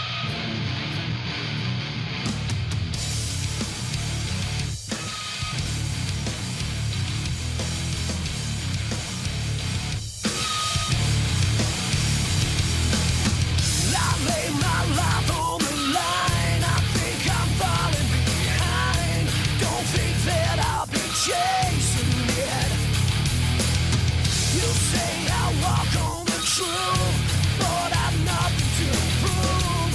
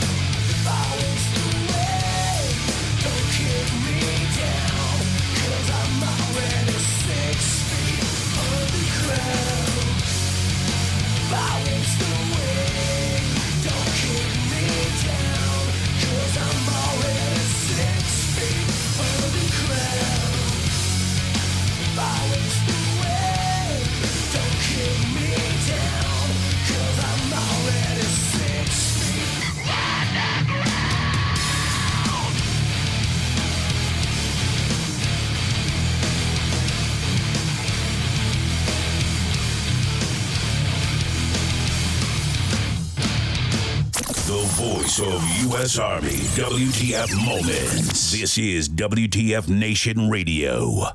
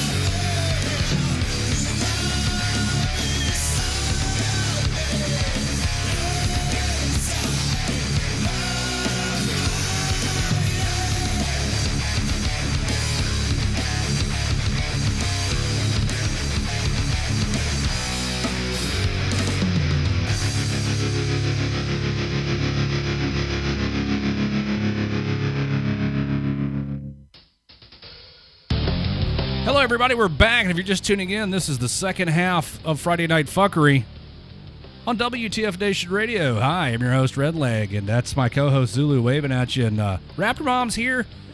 And tonight's guest, Bulldog from Guardian of Valor. And if you missed the first half of the show, you missed some good information when we talked to Bulldog about his insane workload and his very limited staff. And so if you guys are qualified, I don't know what the qualifications would be. If you've done investigational work before and you would like to utilize your investigational skills to fight the good fight, send some email to, what was it, admin@guardianofvalor.com. Bulldog, is that right? And Yep. And you will be gainfully employed with an extensive compensation package comparable to the one that WTF Nation Radio offers, which is not much. But you'll be doing some good for the community. Hello, good. Johnny. Hi.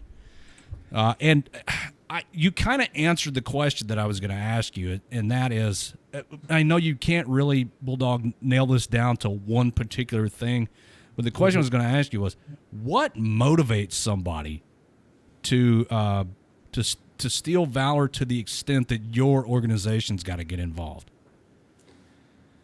I get so many different answers. Some of them say some of them do it for the money. They gain monetarily off of it because, in the eyes of the civilian, they hold a person in military uniform. They hold them kind of, I don't want to say as in high esteem as a police officer, but that trust level is about the same. So they're taking advantage of, of the civilians that don't know really.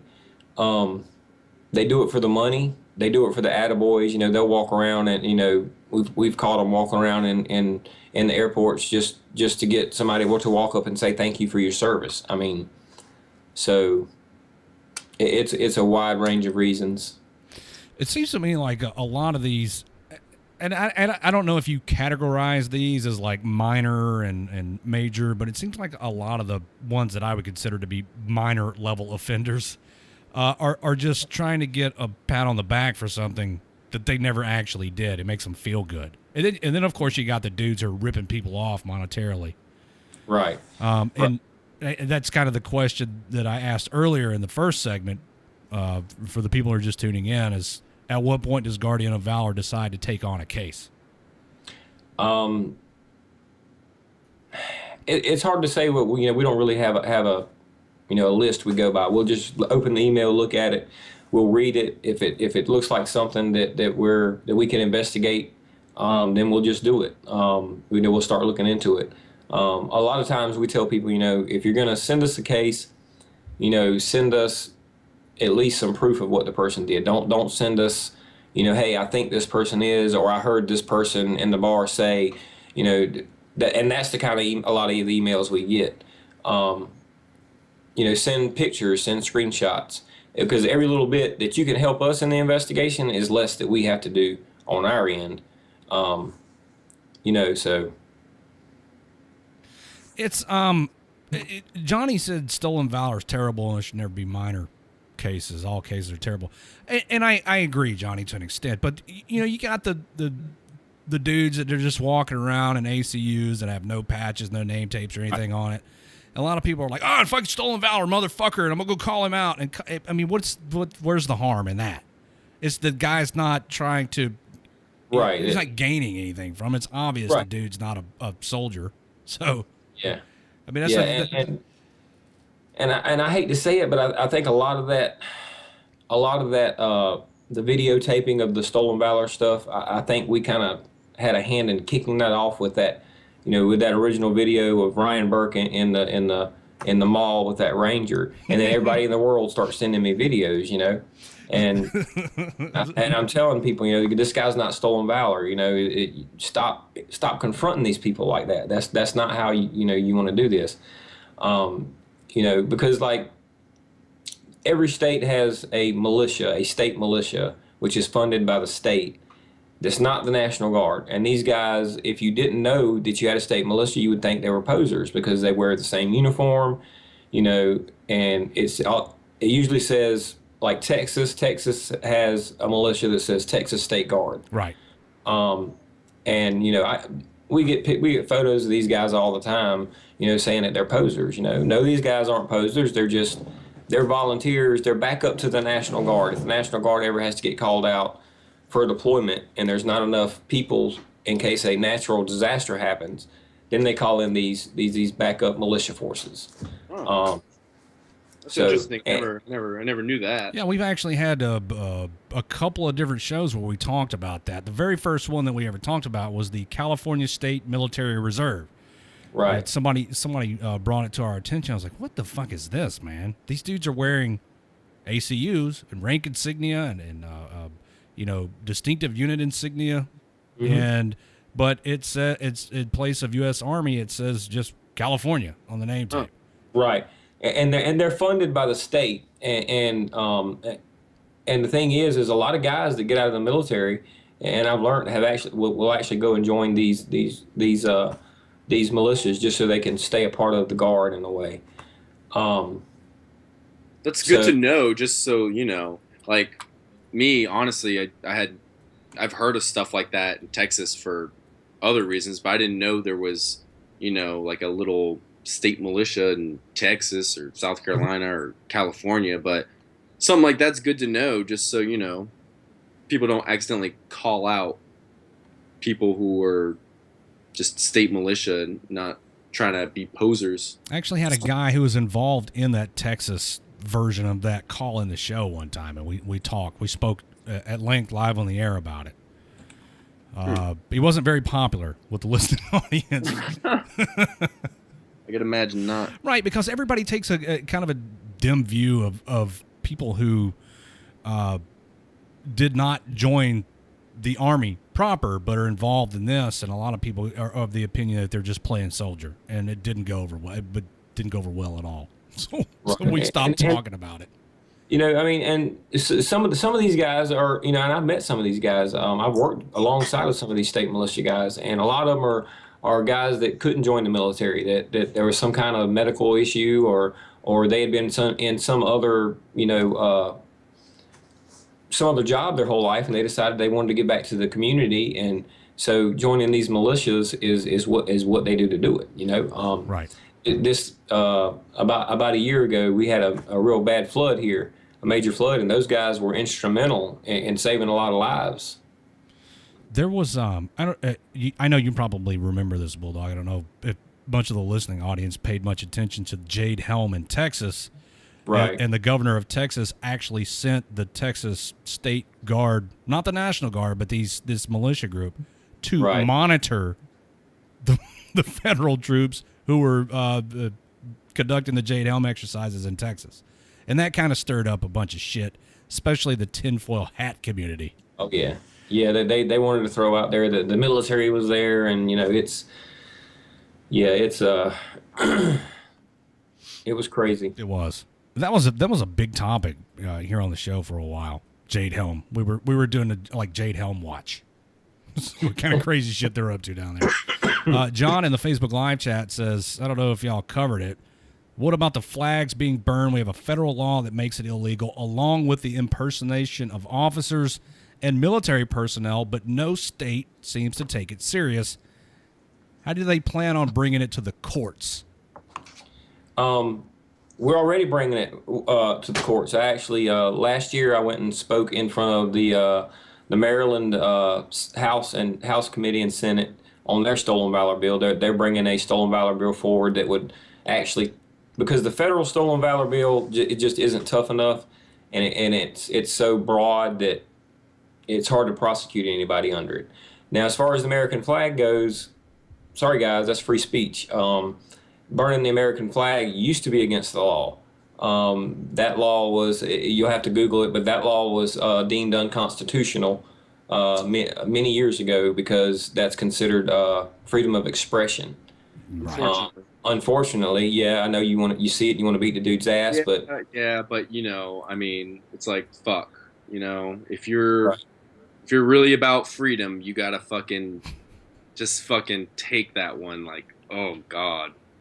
Oh, but yeah, freedom of speech. That's what we fought for, man. I mean, unfortunately, yeah, that's our flag, you know, and we bury our brothers under it. And I hate to see it, but I mean, but it's their constitutional right. I mean, that's it is. As much as it sucks, it is. Yeah. Bulldog, would you be down to take a couple of phone calls if somebody wants to call in? Yeah, sure. All right, guys, if you want to call and talk Bulldog from Guardian of Valor, 415-889-8367 is the number. 415-889-8367. You can call in. We got about 14 minutes if you guys want to call in and talk to Bulldog. He's fighting a good fight.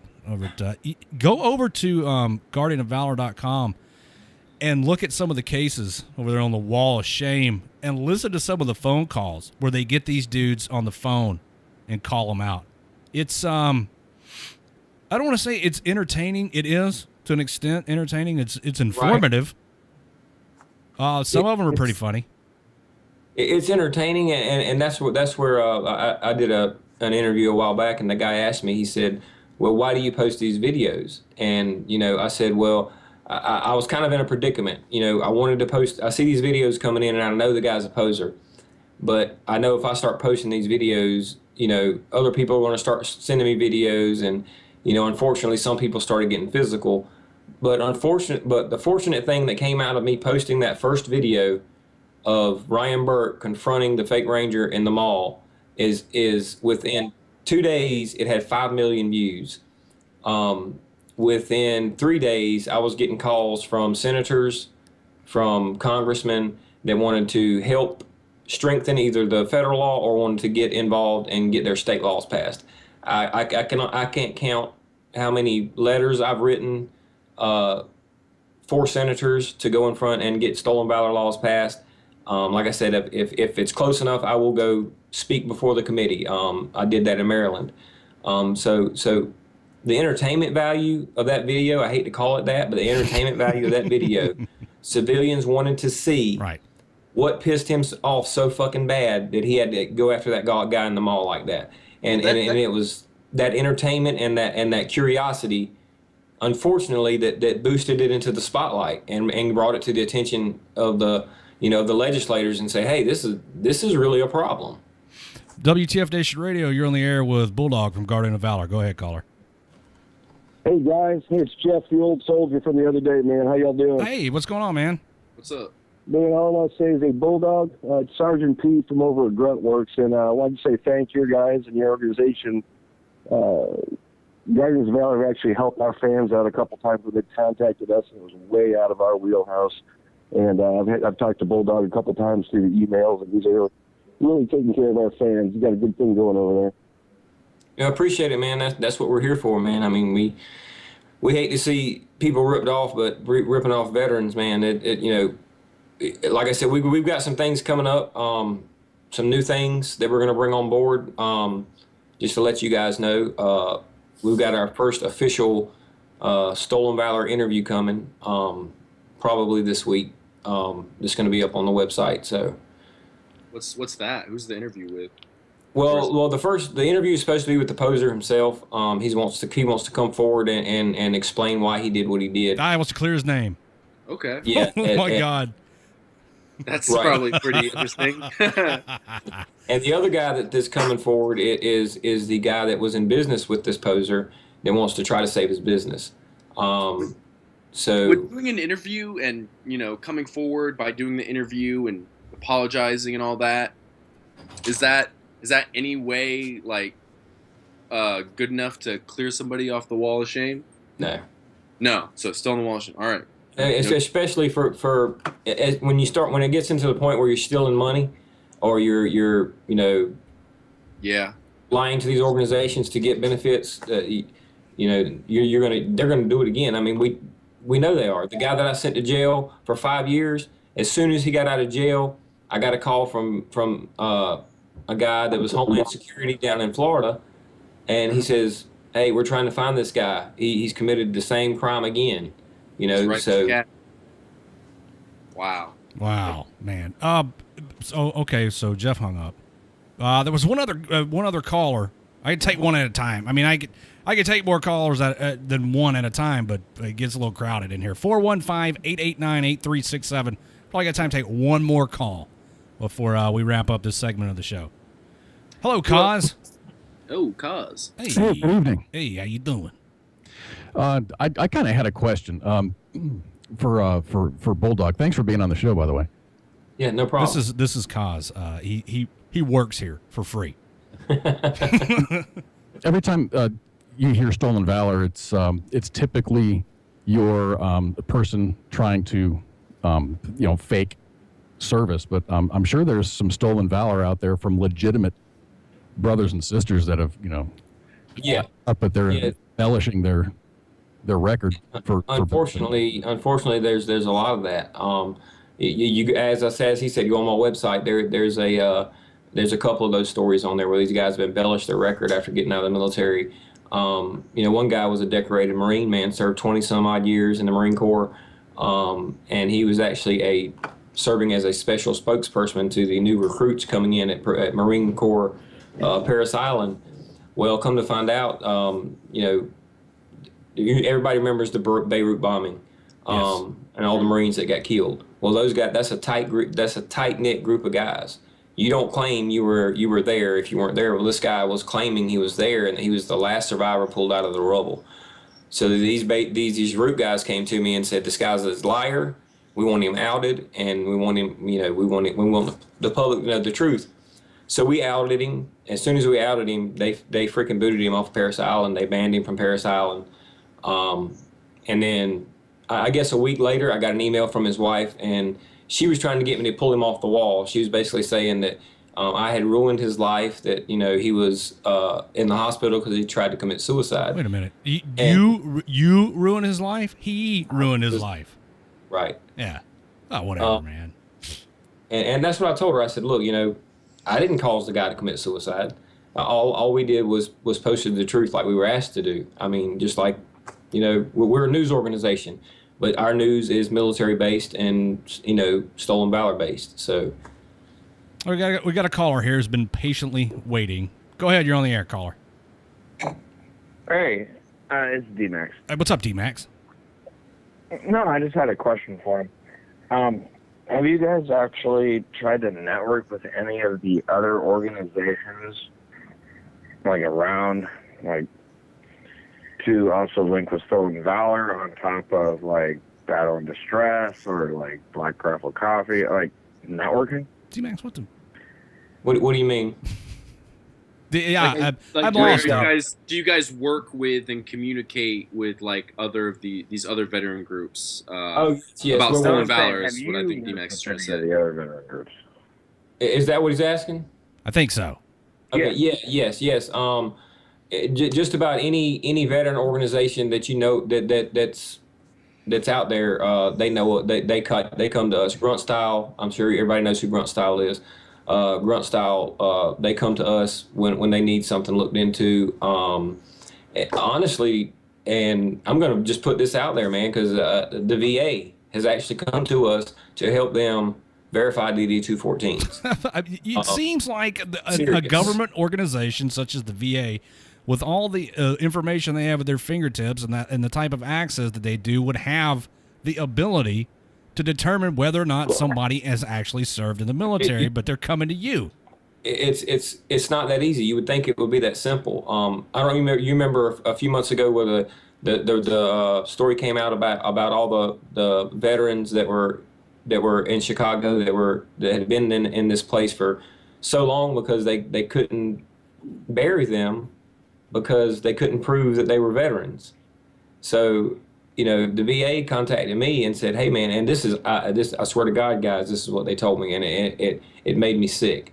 He said, "We literally have 18-wheelers riding around Chicago with dead bodies in the back, refrigerated, because we cannot prove if they were a veteran or not. They don't have any family, and we're trying to prove that they're veterans so that we can give them a proper burial." Is it a case of they don't know their identity, or is it, I mean, because can you not get a hold of the Military Personnel Records Center in St. Louis and determine whether or not somebody is actually a veteran? You can, but number one, if you're not familiar with the FOIA process, if you're not familiar with how to do it, they're not going to give you records. It's you know, you have to know the talk. The FOIA process. Right. Luckily, you know, over the years I've built contacts down there, so if I need records, you know, I can usually get them, you know, that day or sometime that week. But the VA's not like that. You know, they take what you bring them. I mean, so that's what I was getting at, though. Like, the VA even comes to you for clarification and confirmation of military service, even though they should have it. And you're right, and that's what we were talking about earlier in the show. You know, when I have spoken to congressmen and legislators about this, that the biggest thing I hear is it's a funding thing. In order to connect all these organizations together like that would cost too much money. Right. But I'm thinking to myself, if you read back in 2012, Stolen Valor cost the VA over $14 million in benefits. $14 million in benefits that could have been going to real vets. That's just in 1 year. Yeah. You know, I mean, so, but yeah, they all come to us. I'm real good friends with Matt Best and all those guys, you know, Ranger Up, those guys, they all come to us if they need something. You know, whether it be under the table, if they just want to vet an employee or some shit like that, you know, we do that too. Right. Good deal. Hey, D-Max, thanks for the question, dude. All right, thanks for everything. All right, buddy. Talk to you later. Look at D-Max. The guy's always good for a phone call, right? Yeah, he's always got something on his mind. Yeah, there's never a dull moment with D-Max. D-Max. Yeah. It's a surprise every time he calls. That freaking dude. So everybody go, listen, don't chase people around with your cell phone and video. That dude spawned a meme. My MOS is 11 tacos. Yeah. That fucking dude. Bulldog, I wanted to ask you this.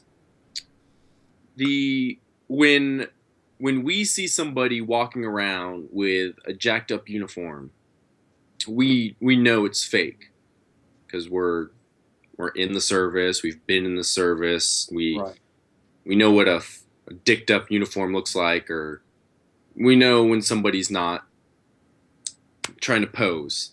Right. And civilians could see fucking somebody in boots and ACUs and with no name tape or patches, and they'd be like, "Oh my God, thank you for your service." Right.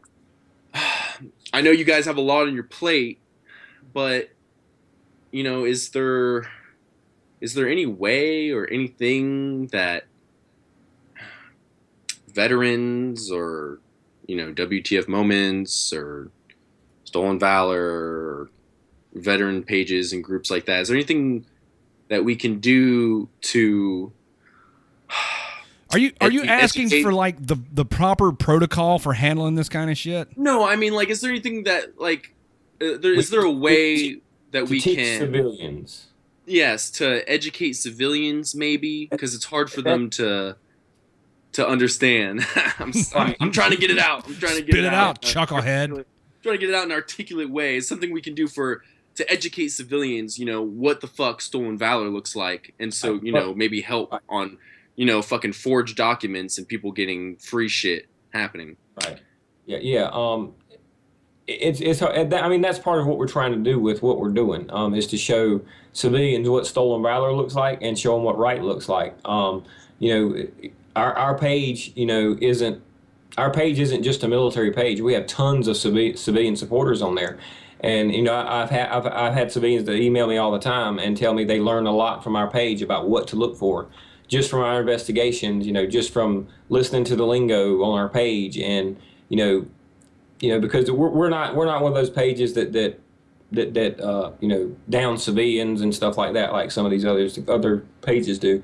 We're all inclusive, so the civilians know they can ask a question, and if we don't answer, then I've got guys that literally I say work for me, but they don't. They're like fans of the page, but they're very smart guys. They know Stolen Valor. So I'll be going down my comments by others where people have posted questions, man, and these veterans over there, and they're answering questions, for these people. Do you ever have civilians send you guys pictures or a situation of something happening, asking you if it's Stolen Valor or real? Yeah. That's an everyday thing. They'll see something funny, they'll take pictures or they'll take video and say, "Hey, check this out. Is this real?" And is it ever actually an actual service member? Yeah, sometimes it has been. But that probably helps them know what's real and what's not. Right. That's like right now there's a bunch of fake Stolen Valor videos going around. Mm-hmm. Where these guys, what it is after we started that, I'm pretty sure you've seen the Stolen Valor parody videos. Well, this other company that I won't name tried to buy us out a while back, and I refused to sell out. And so this company now, instead of coming to us like they did previously to show them what Stolen Valor was and to vet this stuff, they're trying to do it on their own now. And the videos they posted a couple days ago, they were all fake videos. They weren't even real Stolen Valor videos, but they had them labeled as real, because they just don't know what the fuck they're doing. And they got pissed off because I wouldn't sell to them. Believe it?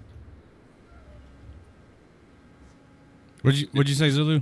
I said, do they have a large following? Yes, they do. With people who believe it? Yeah, well, see, the page that is owned by a company that owns several military Facebook pages, And I thought this page, and it originally was owned by a veteran, but he fell into their trap and they bought him out, and now they own the page. So it's owned by an actual civilian acquisition company. Wow. Yeah. Somebody said that Dustin says, I feel like all this can easily turn into a Stolen Valor TV show. Good. That would be interesting. He's right. We've actually had several come to us and pose about doing a Stolen Valor show. We might, you might see us, not saying you will, we're still working on this, but you might see us on, or one of our cases on the Catfish Show on MTV. Maybe not this season, but next season. Wow, man.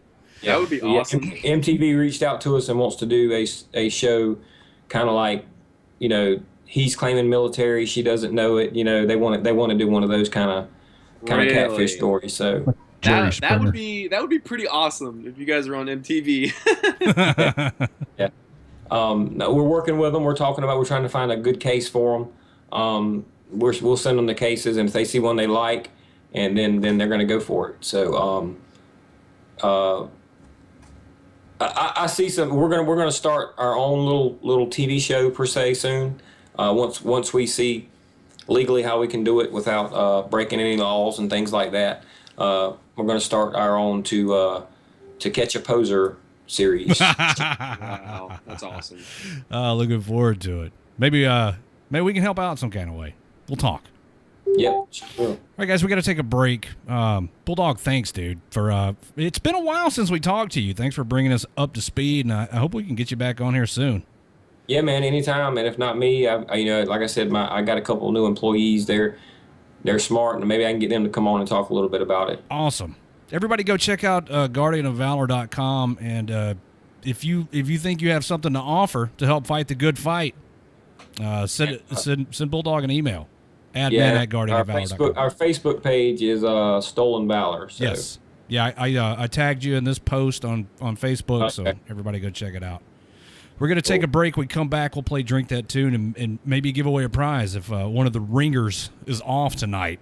Maybe somebody else could win this, could take this thing home.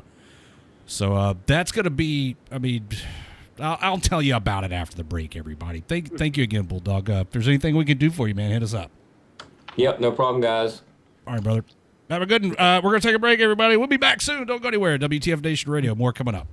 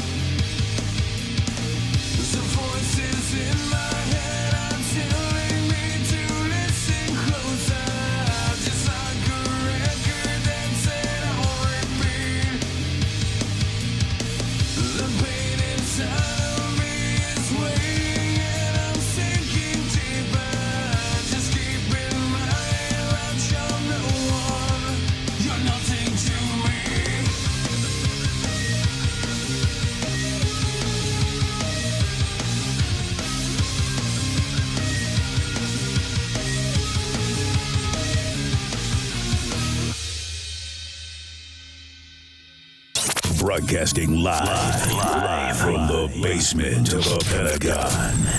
Fuck. Dude, your music, I don't know. Was it me? Oh, yeah. When are you going to let me make a playlist for break, Redleg? You can make a playlist and just send it to him. Yeah, you could. Yeah, you can make it. I don't mean I'm gonna use it, but fuck it. That's what I'm talking about.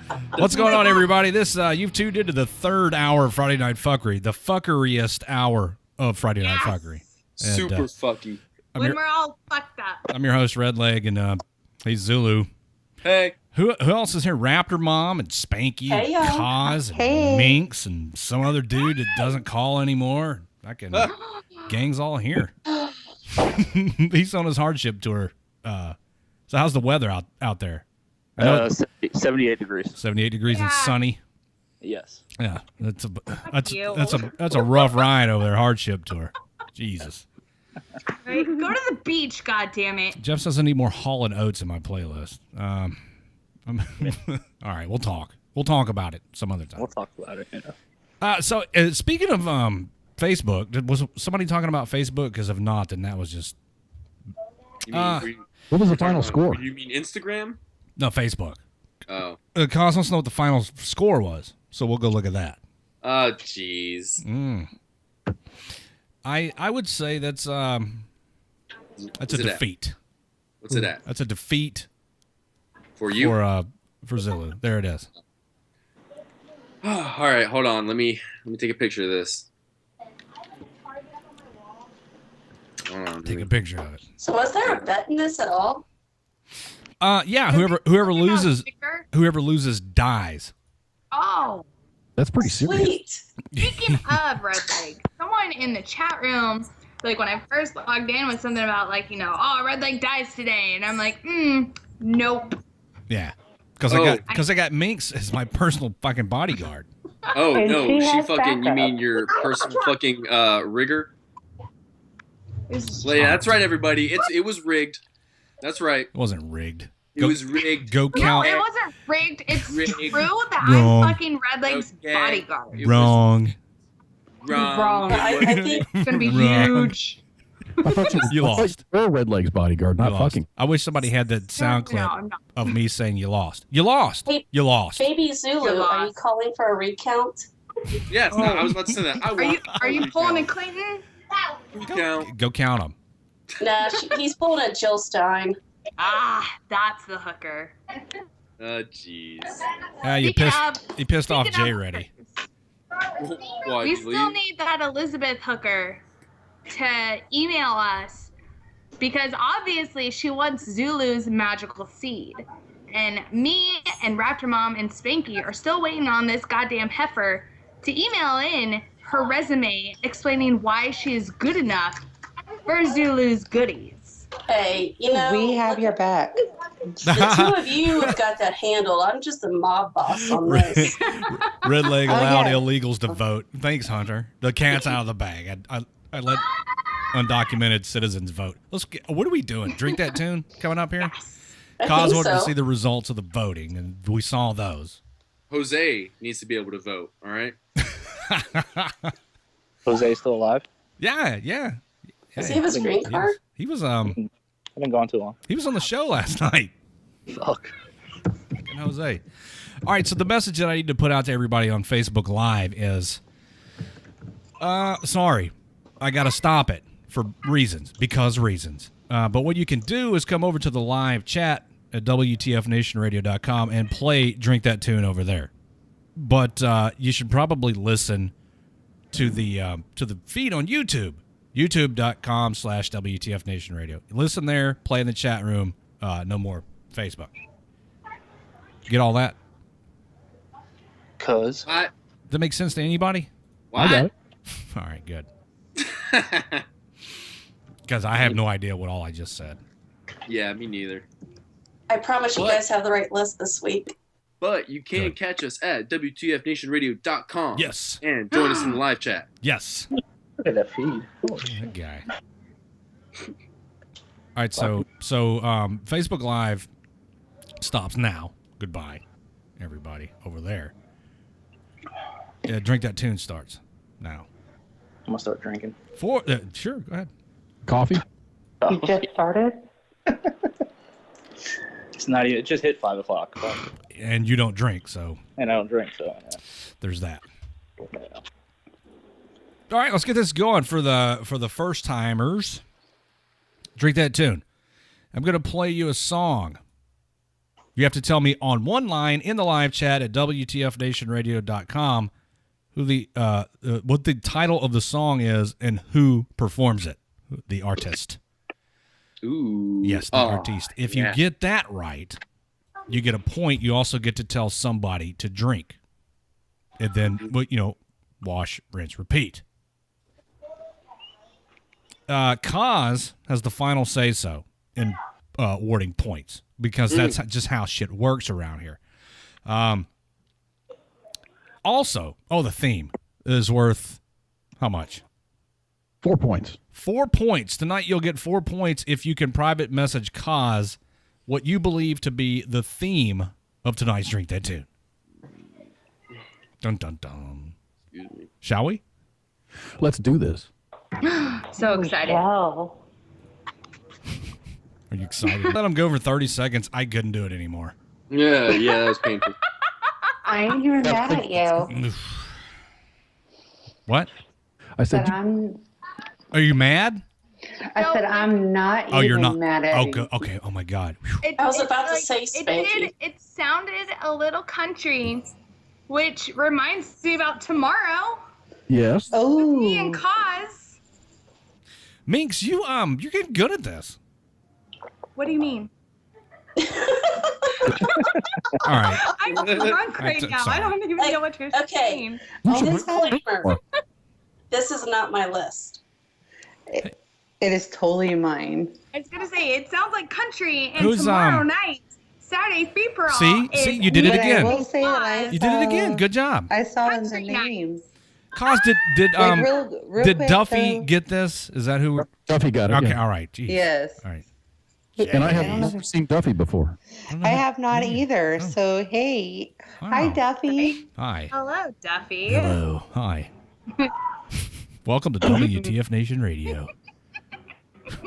The voice. What's Pi always do? The voice. The voice. Fine. Where's that guy? But yeah, Saturday night free for all, country night tomorrow night with me and Kaz. There. Sorry, I'm drunk. Don't judge me. Stop trolling my fucking show with your spam. Okay, I'm sorry. Don't hate me. You committed so many infractions tonight. Pop doesn't know how to PM you.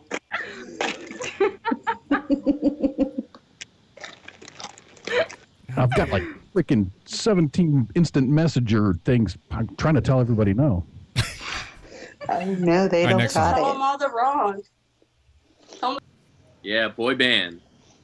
I don't know. I don't know what just happened. I mean, I was kind of What did digging we it just a little listen bit. to? I just got. A little bit. I could have gotten into it if you kept it on.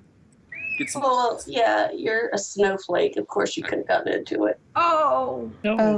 Sounds like the kind of music, like emo kids like slit their wrists to. Duffy got it again? Oh my God. Yeah. Micro for Nicole. Wait. Oh yeah. Okay. Ice got the bonus points.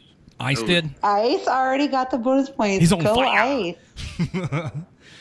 And Probably that was 4 points for Ice? Probably the only points against tonight. Hello.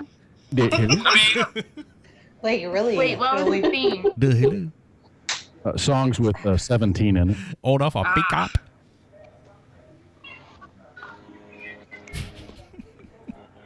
I would like to talk to some booty.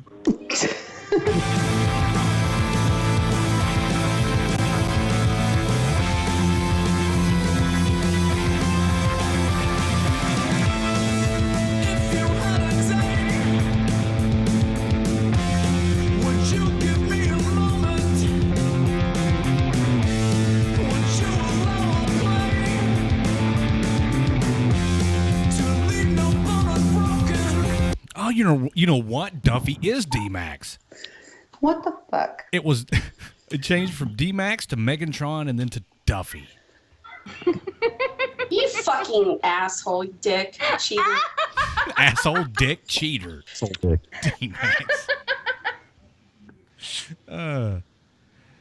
Directions unclear. Go to website. Dick stuck in blender. Sorry about that, guys. Sorry. It was complicated.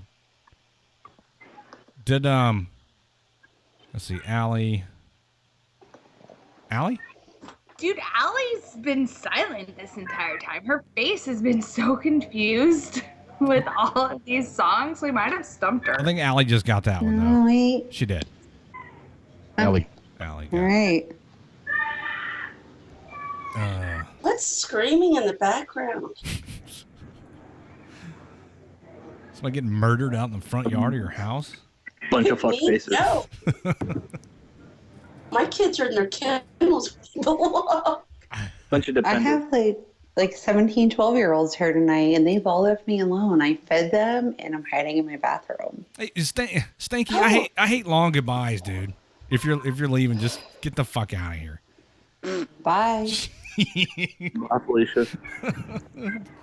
Okay. There's how you turn on the video in the live chat. Here I am. Okay. It only took you 3 weeks to figure it out? There you go. Yeah, Yes, Monday come- she couldn't figure out. Come look how at to me, you Facebook. weirdos. Put Minx up there. I'm gonna put fucking J Ready up there. Raptor Mom's going up there. Redleg's ass is going up there. Shut up! Stanky. Oh, Redleg, are you vaping? Wait a minute. Let me stop this. Dude, shut the fuck up for a minute. The song's playing. No, we're fucking up the Shazam for them. That's what we're doing. Way to go, Zoolander.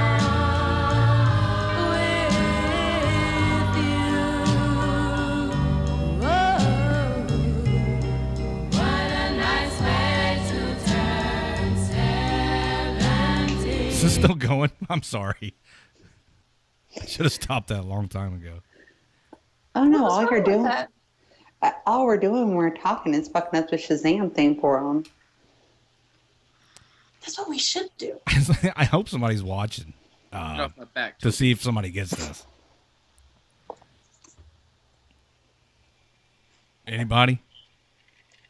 Nicole? Yeah. Oh, she did. Yep. I think She got it. She totally did. Told Vince to drink. Vince is like, me? What did I do?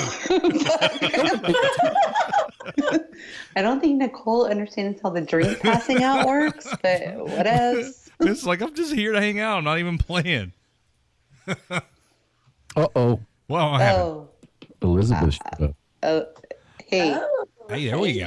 Max. I mean, it's Zulu. She heard Zulu was on camera, so she's like, hey, I'm over there. She's got that Zulu radar working. Ooh. Is that J Ready the same J Ready, or is that a poser? No, that's our J Ready. He is really like freakishly super protective of me. So Okay, I wasn't sure if I needed to call it Stolen Valor or not. Yeah, let's get Bulldog back in here. No, that's our J Ready. Oh, you sure about that? I am. Yukon Cornelius. Yukon Cornelius. I had to go see the for context, watch that like 30 seconds worth of that movie a few times. Yeah. Lick axe. Yeah. All right, next song. What the fuck am I doing? There it is. Yes. Yukon Redleg, Cornelius. you've never seen that movie. What? No, I've seen the movie. I had to. You had to go refresh his memory. Yeah, like I had to go back and watch just that little bit over and over and over. I was gonna say, like, you're older than me. You should have seen this movie. I did. Okay, we can stay friends. Oh, we were gonna stay friends regardless. Struggle, snuggle. What fucking number are we on? Oh, Yes. Okay. You know who it sounds like? Do you know who it sounds like? Damn it. What's the dude's name? The pervert from Family Guy. The old dude, Mr.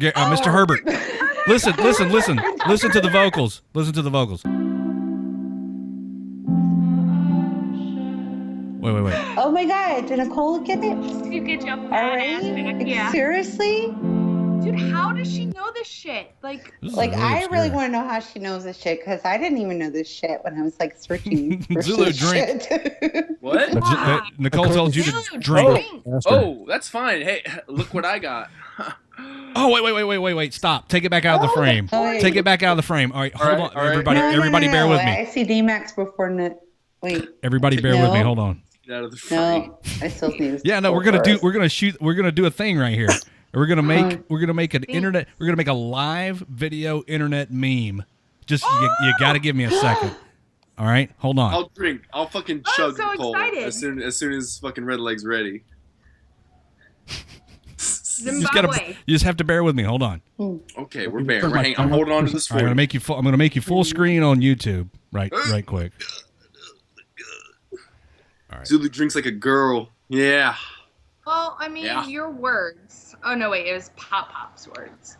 Anyways. Hold on. This has got to work.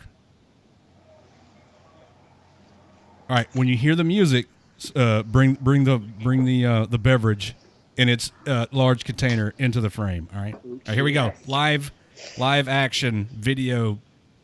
Internet On Zulu meme. or all of us? On Zulu. Oh, okay. Get it, girl. I want you Get to it. jug it like a man. Yes! I'm so down. It's the one and only Digo Double G.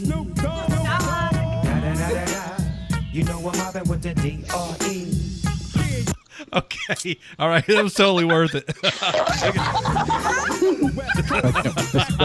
But seriously, who got that point? Oh, poor thing. Do Nicole. All right. I took my swig for you, fucking Allie. All right. Who got that point? Nicole. Okay, got it. Or Nicole, whoever the fuck told me to drink. Well, Nicole told me to drink. All right. What else? Cause, who got that point? You can ask me again. Cause, who got that point? Did you see Raptor Mom getting yelled at by Cos? Be seductive. What? My stomach acid is just bubbling. Yeah, I said it's usually Raptor Mom getting yelled at by Cos, and it's Spanky. I know, right? Get a point. She trained me well. Yeah. You're a surrogate tonight. Oh, is that a part of the SOP? Yeah. It really was written in there. Yell at fucking Cause on Friday night. And like really fine print. Oh, the camera's fucked up? I don't think so. Cause They are. Cameras. They are. I'll restart them. Oh, we'll wait. I got time. I got a few minutes. You got a few minutes? I do. We're gonna shoot a sequel to the live action video internet meme that we just did. Oh, really? Yeah. I can't wait. We'll do it in a little while. You guys are funny. All right, here's the next song. Thank you. Maybe. Let me push the right buttons. That's not it. Okay, here it goes. Good morning, class. Hey man, I don't feel like going to school no more. Me neither. You can't make me go. Go ahead, Daddy-o. Yeah. I ain't going to school. It starts too early for me. Jesus fucking Christ. What was that?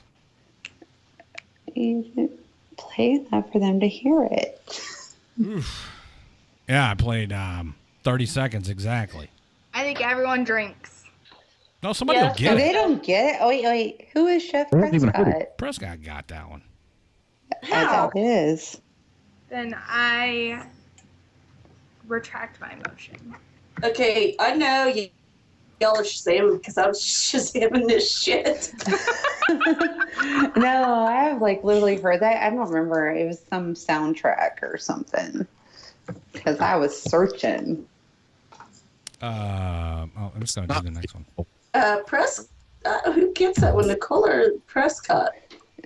Hey, Not Nicole. Fucking Prescott. Make somebody fucking drink. Nicole, I've already been drinking. God damn it. That's not it. This is your fucking list, and you don't know what the answer is? Oh. Are we on Oh, shit. I'm sorry.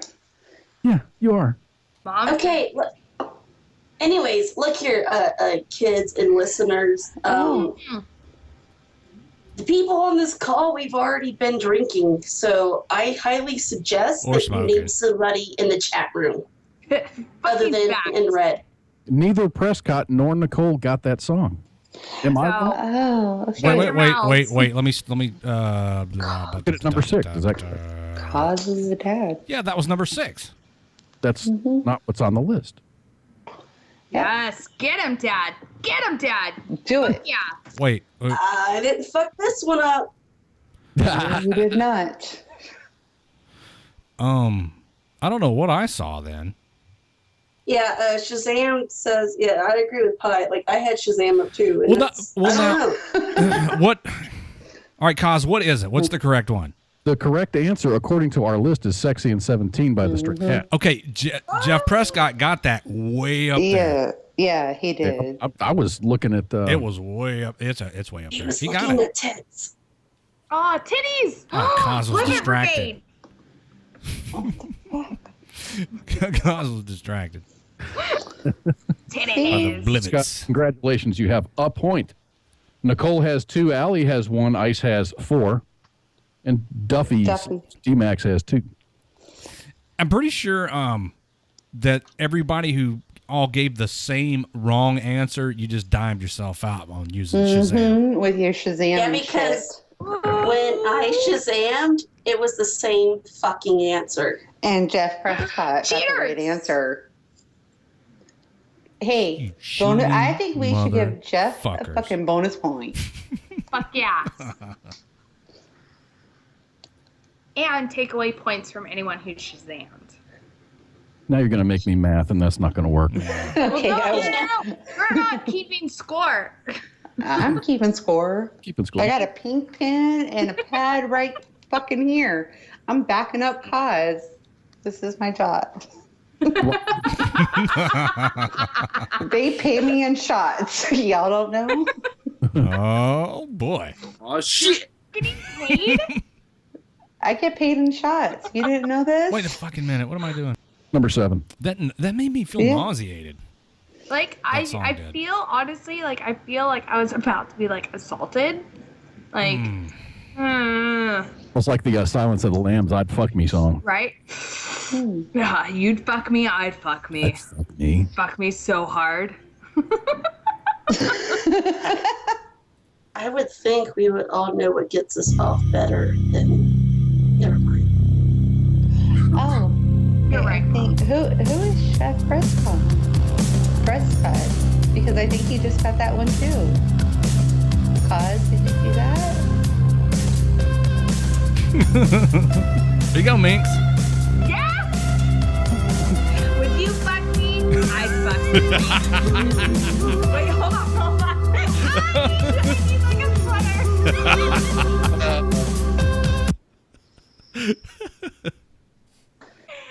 Red, like, you're not even watching my cam. I was doing the dance. Oh, shit. Yeah, you're totally not watching mine either. Yo, is my cam even up? I keep getting this message. I keep getting a message that I failed to connect and contact the administrator. Oh, your hair looks nice. Red, like, I was doing the whole, like, would you fuck me? I'd fuck me. Hold on, I got chapstick. Ready? Oh, yeah. Fuck, no. Jesus fucking Christ. No. Oh, my God. Yeah. And that is from Silence of the Lambs. What a maniac. Is that Zulu's wedding song? Hell yeah.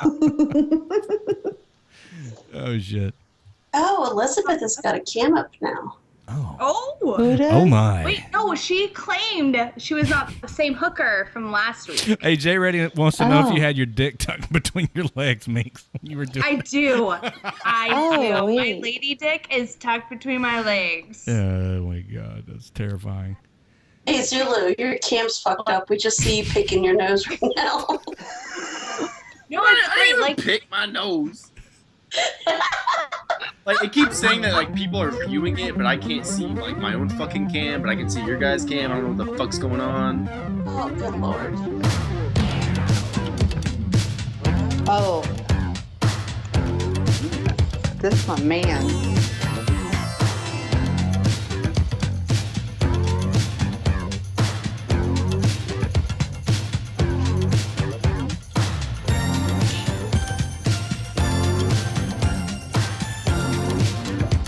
Oh my God. No, don't. Oh my God, this song. Yeah. The only I will fight you. The only consolation for me having to endure that would be if he made me pancakes. I'll make you pancakes if you continue playing that song.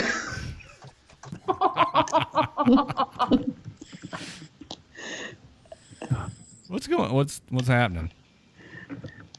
Oh wait, Jeff Prescott. Jeff Prescott got that one too. Yep. He's my new homie. Hey Jeff Dude, Prescott, who is how this are guy? you? I don't know, but he's my new BFF. He's the dude from Gruntworks. I don't know. You guys but talk he- for a minute. I'll be right back. I gotta go refill my shit. Oh, sweet. This is where Kaz and I argue. Oh. Yes. Or are you supposed to argue with Spanky? I don't know. No, wait. I didn't even know who Jeff is. Let's just hug this out. I don't even know who Jeff is. Now, what's up? You No, replaced. I want to see mom and dad argue. Yes. Damn it. Just keep eating dinner, kids. It's okay. Just keep eating dinner. I want to know who Jeff is. We're not arguing. We're just having a discussion. Exactly. For fuck's sakes, butt out. Get the fuck Okay. out of our conversation. All right, I'm getting out of the conversation. I'm going to talk to Jeff in the chat. Speaking of butts, What about my butt? no, I bought you a fucking gym membership. Why don't you fucking use it? Oh. Dad are fighting.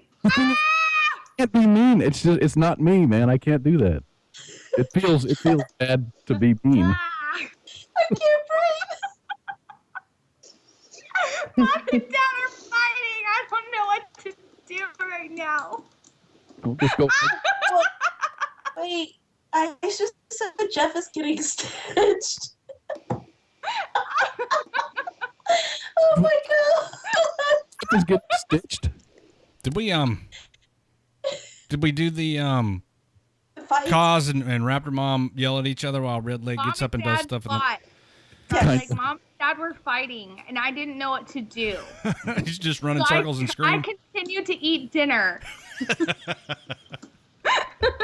We weren't fighting. We were having a discussion. Okay. That's what dad says. Yeah. Fighting. Yeah, you told me to go get a gym membership. I pay for the gym membership and you don't fucking use it because your ass is huge. Damn, that was cold-blooded. Jesus. Oh. All right, let me get my thing working right here, and then I'll play the next song. Oh, this fucking thing. That's like me and Siren need to come down and visit. How far away is where you are from where we are? About 4 hours, I think. What number are we on? 9. Number 9. Hmm.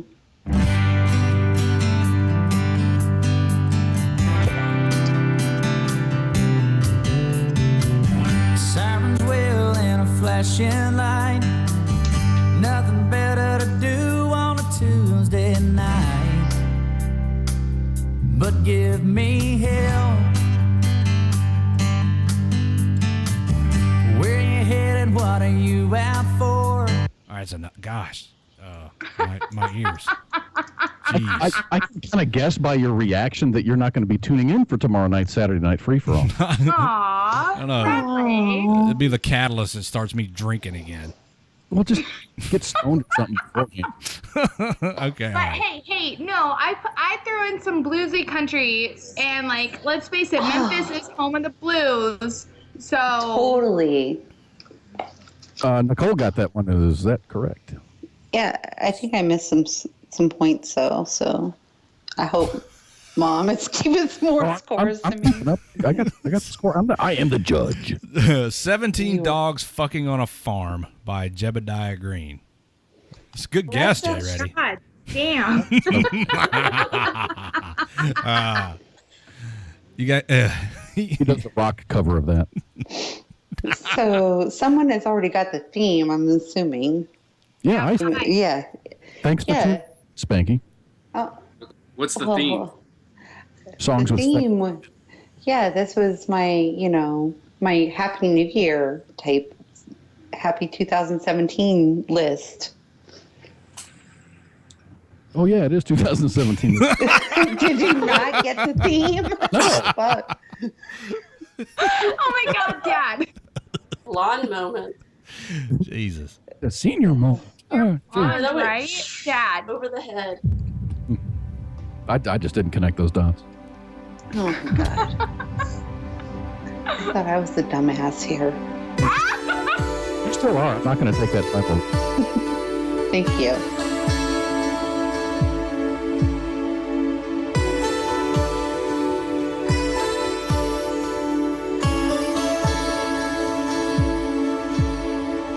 Yea, though we venture through the valley.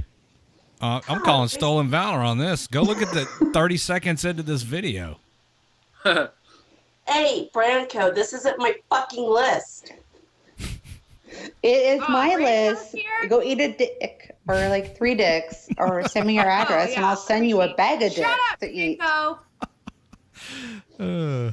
Boy. You started up a hornet's nest, dude. Why do I keep seeing 17? Like 17 again, something, something, 17 again, something, something. It's like the band you guys keep playing? Something dark side. Best Family Guy movie ever.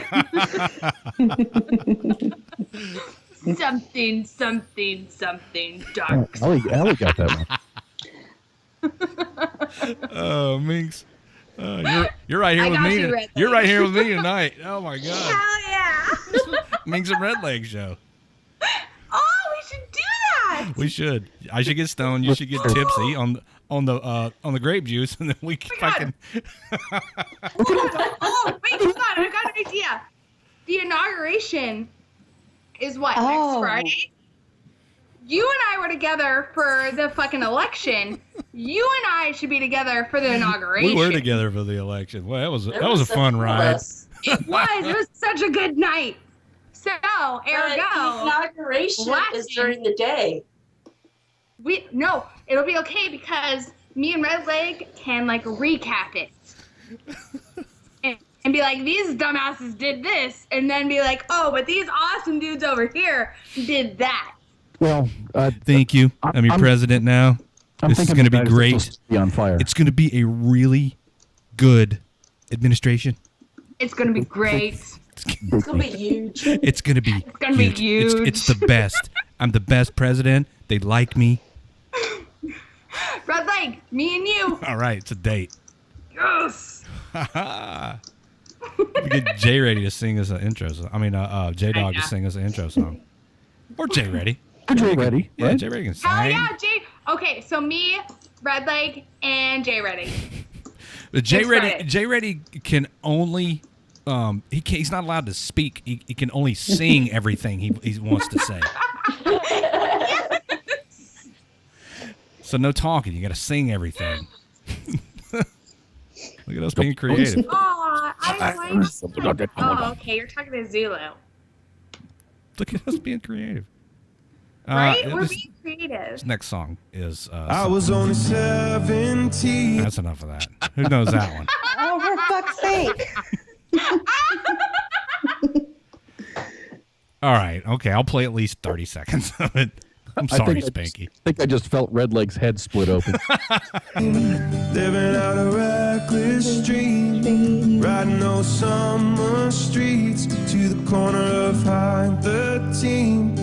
Me and the graffiti boys running too wild, too bored. Did he say VD boys? Like everybody he hangs out with in that group's got venereal disease? Yeah. Let me.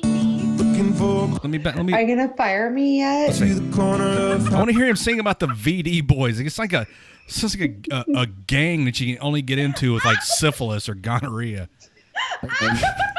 What up, yo? I'm one of VD boys. This is my 12th time having a clap. I'm an OG VD. No, I want to listen to the VD boys part again. The team, me and the VD boys. Is he not hanging out with the VD boys? He sure is. Am I the only person that heard that? No, that's exactly. No, that's exactly what she said. Looking for grown men's toys out of that corner store. Well, they threw the money to me and somebody's ID. What is this, Avery? 17 bags of dicks, Redleg, 1997. Oh, wait, you sang that? I kind of missed it. Me too. Like in this song, he talked about. Allie got that point, so quit arguing. She totally did. Oh my god. Oh yeah, Allie's naked. Shut up, Avery. Avery, you fucking suck. 17 bags of dicks. Shit. I haven't seen Avery around here in a while. Like, over a year. Wow. But she's got awesome eyebrows, so that's how I judge people. Just saying. Huh? My I said eyebrows? Avery has awesome eyebrows. That's how I judge people.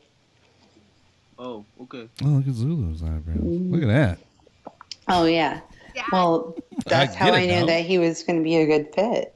Oh. Look at those fucking eyebrows. He must get them waxed. Or You know he what? gets When them I You was can younger, wiggle them. Oh. You know what? When I was younger, Minx, my mom did wax my eyebrows. Oh, Thank you very much. spotted. I can spot a fellow waxer. Oh, I remember. I mean, like, it's been, years, but, It's all right, honey. They kept their shape, girl. You know what? Chicks in high school used to ask me, like, they'd be like, did somebody do your eyebrows? And I'm like, yeah, my mom. Like, my mom made me, like, let her practice on it. But, the girls were like, oh, my God, your eyebrows look good. And I was like, You yeah. just got like 50% more hotter. Not into milk and cookies like level hotter, but 50% more hotter. Daffodils. I'm all about milk and cookies. You have to maintain your eyebrows, all right? Eyebrows on Yes. fleek. Yes, bitch. Yes.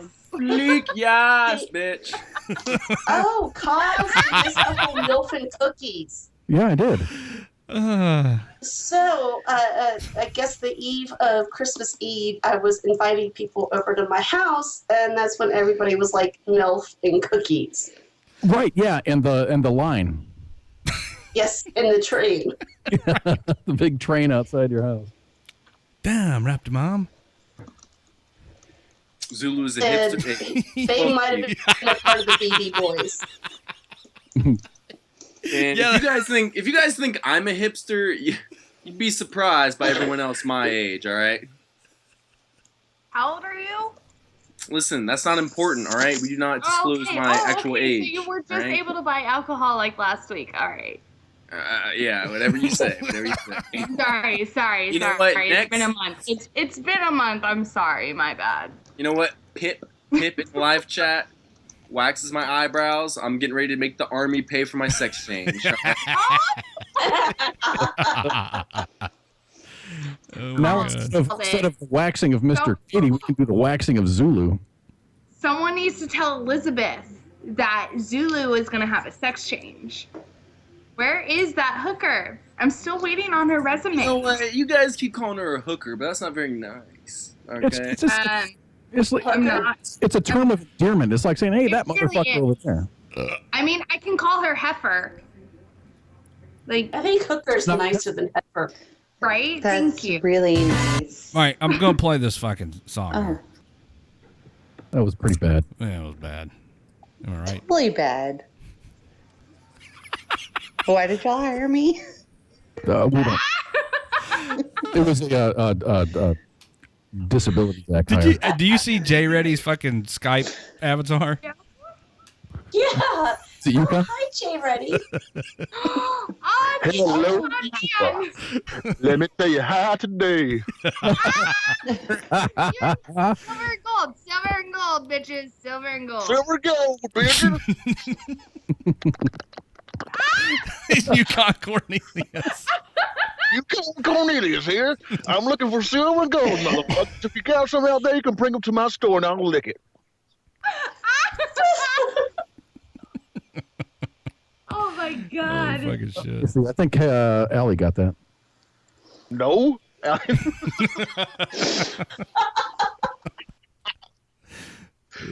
motherfucker's got me in a silly ass mood right now. 42.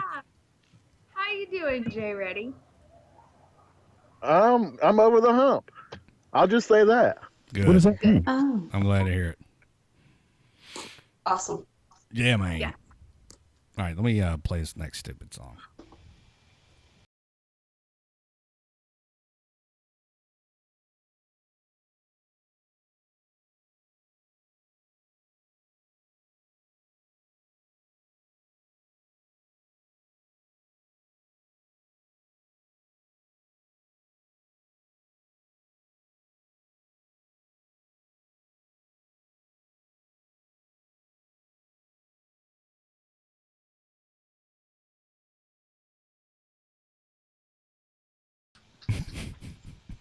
That one made me nauseated too. That's 2 songs a night. Made me feel sick to my stomach. No, I'm being serious. Well, that happened.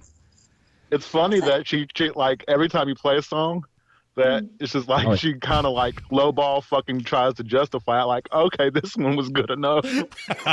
Oh, ain't even like great.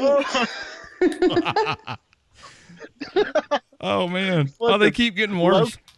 There's a good one. Low key 17. Well, Katie, I think that's the point. Yeah, songs are awful. It's a running joke, everybody.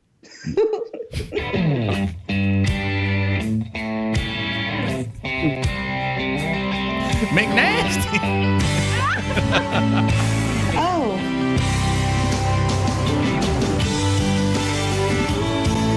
God damn. Take your boots Backseat of her daddy's car. All right, who wants to go 2-stepping? Come on, let's I feel go. like I need to play. I'm down, Minx. Let's go. I feel like I need to play more of that for context, because all I heard was backseat of her daddy's car. There ain't no telling what the hell's going on in the backseat of that. Well, daddy touched her. I mean, press Damn. back up. I'm getting that rapey vibe from that song too. Oh wait. Yeah. Wait, Nasty said, "Ask your mom. She has an extra bag. An extra bag of what?" Scott got it. D-Max got it. Hey, isn't your small troll 17 years old Zulu the one that said he was going to kill you? Oh. When's your birthday, Zulu balls? Wait, Jay Reddy, I think you missed some context. And I did. All I did was hit play, and I heard I'm killing Redleg from his mouth. So I'm gonna deep fry your ass, Zulu. You know what? I do remember Avery, because I think the last time that she was here, I saw her on cam, and she was like destroying a pizza. Oh, yes, pizza. Oh. Yeah. Y'all just all come. I mean, every single one of y'all just fucking came in your goddamn panties. From the word pizza? Pizza. Thank God damn. You don't run my life, god damn it. So pizza get you a weddy? Pizza. If it's good enough. Right on, man. Good ass pizza. Hell yeah. I wish pizza got me that worked up. I like good pizza, but Jesus Christ. I mean, I awarded that point. I'm gonna make a conscious effort the next time I'm sitting down having some pizza to get an erection from the pizza, without putting it on my penis, like just from eating it. I'm pretty sure I could get a fresh pizza and smush a couple of pieces together and put it on my penis, and it would get hard in that case. But I'm talking about from consuming it. Not that I would ever consider such a thing. You should do that and put it on Pornhub. You know what? I'll bet you there's already a video. Yeah, I don't think I'm going to be able to top the dude jerking off with a McChicken. Remember that when that went around Twitter For real? a few months ago? Yeah. Oh, yeah. I gotta see this. Go look it up, dude. Wait, so is it just titled McChicken Jack Off? It's titled Dude, fight the McChicken.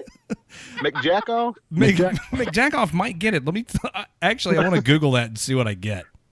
McJackoff. Somebody in the nation's got to fucking know. McJackoff. Y'all some nasty motherfuckers. I didn't even know that existed. Oh, wait a minute. Get ready. Don't act like you've never tried. I never fucked a piece of fucking McDonald's. I've never done it. I haven't been on my agenda. There are a surprising number of McJackoffs on Twitter. I'm not kidding, dude. Go Google McJackoff. God damn, I thought I just made that word up. Fuck. Good job. Hey, what's up, Shadowstalker? We had lunch today. You guys had lunch today, huh? Yeah. Yeah, she drove up here. Where fucking buy cause, you What? dick. What? Did y'all eat pizza? No, we took her to P.F. Chang's. What was I was going to ask you if you got her some McChickens. He went and got one of those McJackoff extra value meals from McDonald's. It's best with sauce, please. Sauce. Oh, Minx and I are having a great time. I know. She's laughing at all my stupid jokes, and then I'm laughing at her laughing at me. Yes. I swear to fuck if these fuckers don't stop. I'm sorry. Oh, I swear to fuck if they don't start fucking with my baby fucking little works. Zulu here. Wait, what? Are you taking lessons from Zulu? I swear to God, if they don't stop fucking with my little baby Zulu in the chat room here, I'm gonna cut them all. I think it's bothering you more than it's me. No, it's not bothering me. Are you changing his diaper? Okay. Oh, Right, no, don't make me get all, like anti-spanky on them. I mean, like, yo. We've got Mom, and then we've got Auntie Spanky, and then we have older sister Minx, who will fucking cut someone. Yo, it's fine. Crazy. We can throw hands. All right. Does anybody else find it Listen weird here, that I will sit on you, Zulu, and you won't be able to fucking move. So you shut your mouth. Time out, Minx. Time out. Just take. does anybody else find it ironic that I was just speaking about fucking a pizza and somebody named Pizza shows up in the chat room? No. He was here before pizza. You started talking about getting off the pizza. Yes. God damn. We're on it tonight. Pizza. You are kind of hot tonight. Allie wants me to take my shirt off. I'm not going to do it. Oh, please don't. Thank you. Damn. I mean, if I thought I had something worth looking at, I'd do it. Totally. Oh, I don't, so I'm not. Let me go get my sunglasses first. That's cold-blooded. We really need to, introduce you Finish to. drink our tune. Yeah, that's exactly what I was thinking. What? Get back to the game. Hey, okay. Jay, ready? Sing along if you know the words. All right.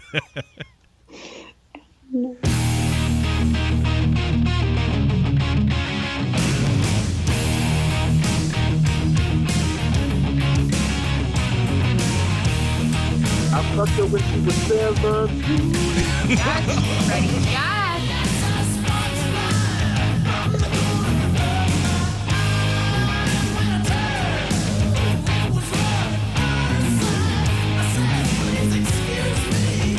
Oh my God. It is awful. How old is this goddamn song? She's still only 17. Like perverts. I mean, it sounds like you would know, Redleg. What about I this got a song? question. Like how old this song is. That was from 1988. Okay, some of y'all were kicking it in 1988. I was just I was only a couple years old in 1988. Okay, so how did women? Why do you want to make me feel old? Sorry. This is what I'm getting at. I know women find fucking fads, get some wetties and shit like that. But what I'm saying is, how in the fuck did guys with hair like that, wearing fucking dick hugging ass leopard pants, and like wearing makeup, get you turned on? I can't answer that. I was going to. Well, I can answer it. That was just a thing. It's sad that we've evolved from Vikings to this. Don't forget the mesh tank tops. Wait, the mesh. I would really like to. I don't lie, you wore them. Oh, look at these! Look at these outfits. See, I would really like to forget. I would really like to forget that hair bands and neon and everything else used to be, ooh, that's hot. I would really like to forget that was my thing at some point in my life. I am a little traumatized right now. And I need a moment. He's 53 years old from Pittsburgh, Pennsylvania. Guitar vocals from Winger. He's played with Dokken, White Snake, Mob, Night Ranger, and Alice Cooper. Damn. I didn't think he was that old. I need a moment. Dad, you're dating yourself. Stop it. No, I'm Wikipedia-ing. Hey, all right, hold on. We're gonna do another live internet meme. Oh yeah. All right, but this time with Kaz. Yes, Dad. Yes. Oh, I need to bring up your camera. Because all right, the YouTube. My camera's up in the chat. Do I need to bring it up in Well, Skype? no, you don't need it. You don't need the camera. I just need your voice. I just saw your camera. Because you just read that stuff from Wikipedia about who was it? Who you were talking about? Red Beach. He was the lead. Okay, Red Beach. Oh. So read it again. Read it again.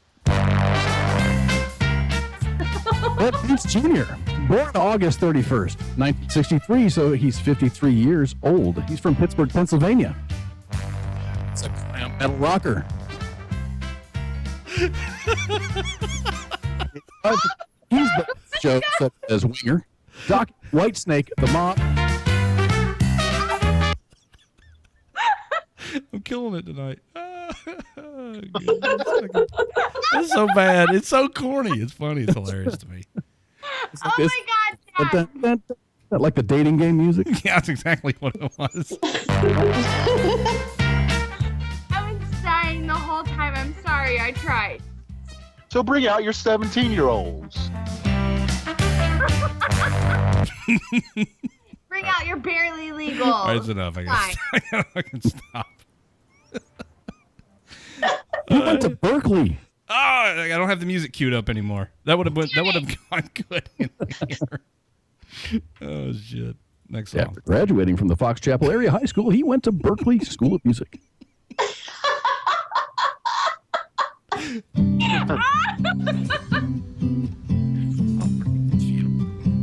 was introduced to Kip Winger. I learned the truth at 17, that love was meant for beauty queens.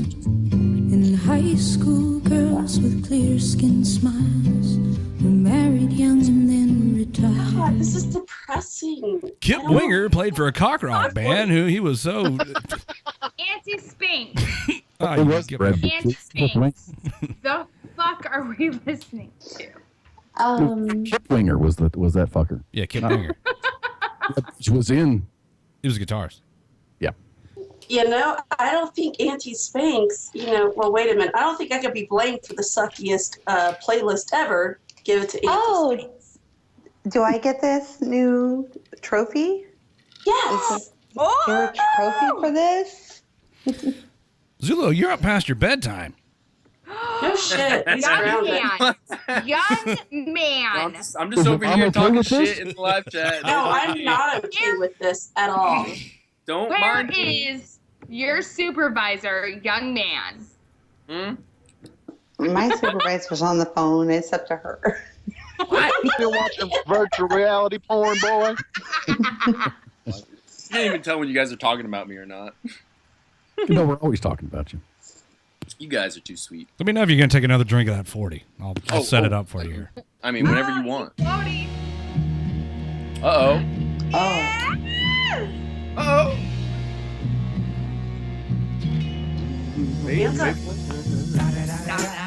It's the one and only Eagle Double G. You know I'm mobbing with the D.R.E.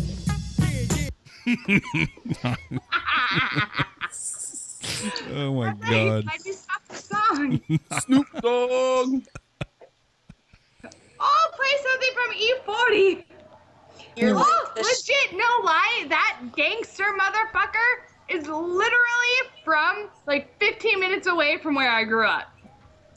Like white, upper middle class, like lower upper class suburbia in the middle of Northern California. You want to hear something graphic about that guy that grew up so close to you? What? He's got a song called "It Feels Like I'm in Your Pussy When You Suckin' My Dick." Trust me, I'm aware. Oh, you knew that? Damn, you nasty motherfucker. E40 is fucking hilarious. Shut he's the fuck so fucking gangster, but he lives in one of the widest, preppiest neighborhoods in Northern California. It's amazing. The fuck up. I almost nailed it. Let me try it again. Almost. Shut the fuck No. up. You're not my supervisor. Cause you need that. I do. You need that button. Yeah. He's got a new one coming. So are you guys He's from gonna use- Vallejo, California? What? That's where I was E40's definitely from. going to use that when I argue You with him. did something tonight, Cause. E40 lives in Blackhawk, California, and I'm from San Ramon, California, and they're literally like 15, 20 minutes apart. Up. Shut the fuck Uncle Redleg is not having any of my shit right now. up. Shut up. I don't know what this turned into, but it's a lot A of shit fun. show, Yeah. but it's been You know what I fun. mean? Shut the fuck up. Fuckery. Shut the fuck up. Oh my god, the next song is like great. Can we play it? Shut the fuck up.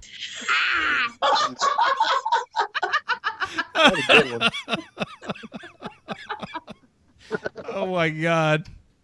Ooh, that laugh hurt. Man, that's a good one. So we're at 17. Number 17.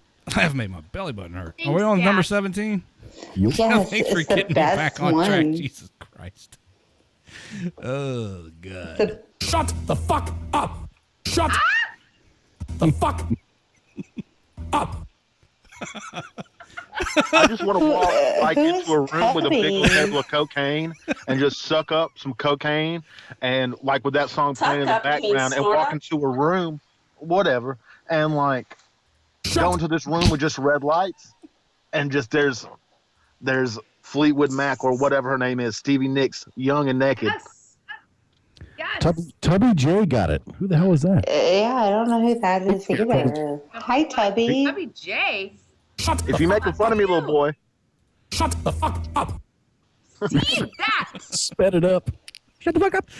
Let me see if I can make this a little clearer for you. Shut the fuck up. Oh my God. It would work if I wasn't like a bottle and a half wine deep, okay? I'm sorry. Hashtag white girl wasted. All right, What kind of wine are you drinking? I can't hold it anymore. I'm sorry. I'll be right back. I have to shut the fuck up. I have to piss. I've been drinking this 40. All right. Oh, you're saying your bladder can't hold 40 ounces? Hey, but yay, Tubby. That's like my favorite song on this list. Just putting that out there. You can be friends. Like, seriously, Tubby, you're my new BFF. Who's Tubby? Oh, snap. You better either friend request on Facebook or it's not It's probably my second favorite. That's like my basic white bitch can't handle this. Too much basic white bitch in you. Jesus Christ. Is this a new saying? Whoa, basic white bitch? Have you never heard that one? Hey, Hey. welcome. I'm still young, god damn it, but I ain't heard the dumb shit yet. Shut the fuck up.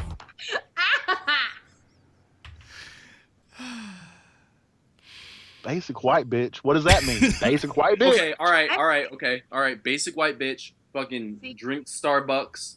Fucking wears Uggs.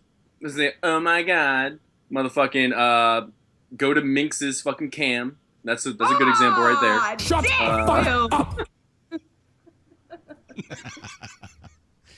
Wait, hold on. Don't forget the black North Face jacket. I don't have one of those. Oh, yeah. Yeah, I and a car that Daddy I need bought you. that black North Face jacket. My sister has one. Oh, wait, I don't. not only do you steal hoodies, you steal North Face jackets? I don't. My sister does. Oh, dirty bitch. Like not Siren, my sister, but like my legit biological sister. Oh, yeah, you don't talk shit about no siren. That's the love of my life. I know. Siren is my fucking wifey.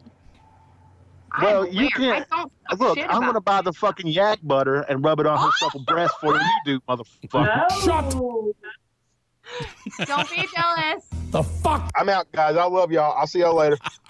All right, man. What? Up.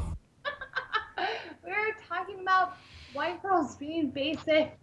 And Jim Reddy got upset that he thought I was talking about you. And I said, no, my biological sister, not Siren. Oh my god.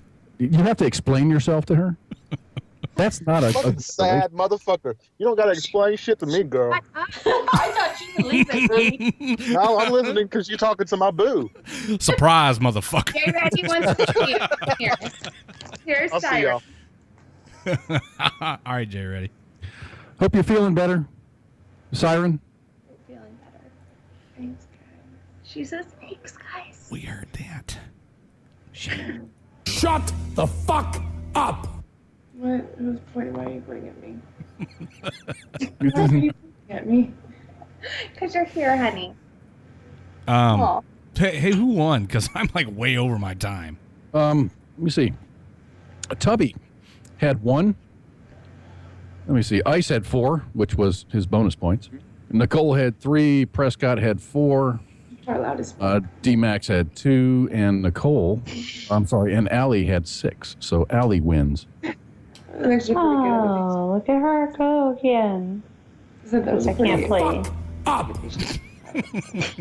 I couldn't play tonight. God damn it. Okay, so All right, I'm gonna call back again. let me do this thing. Are we on the air? I think. Bye, Felicia. Y'all stink.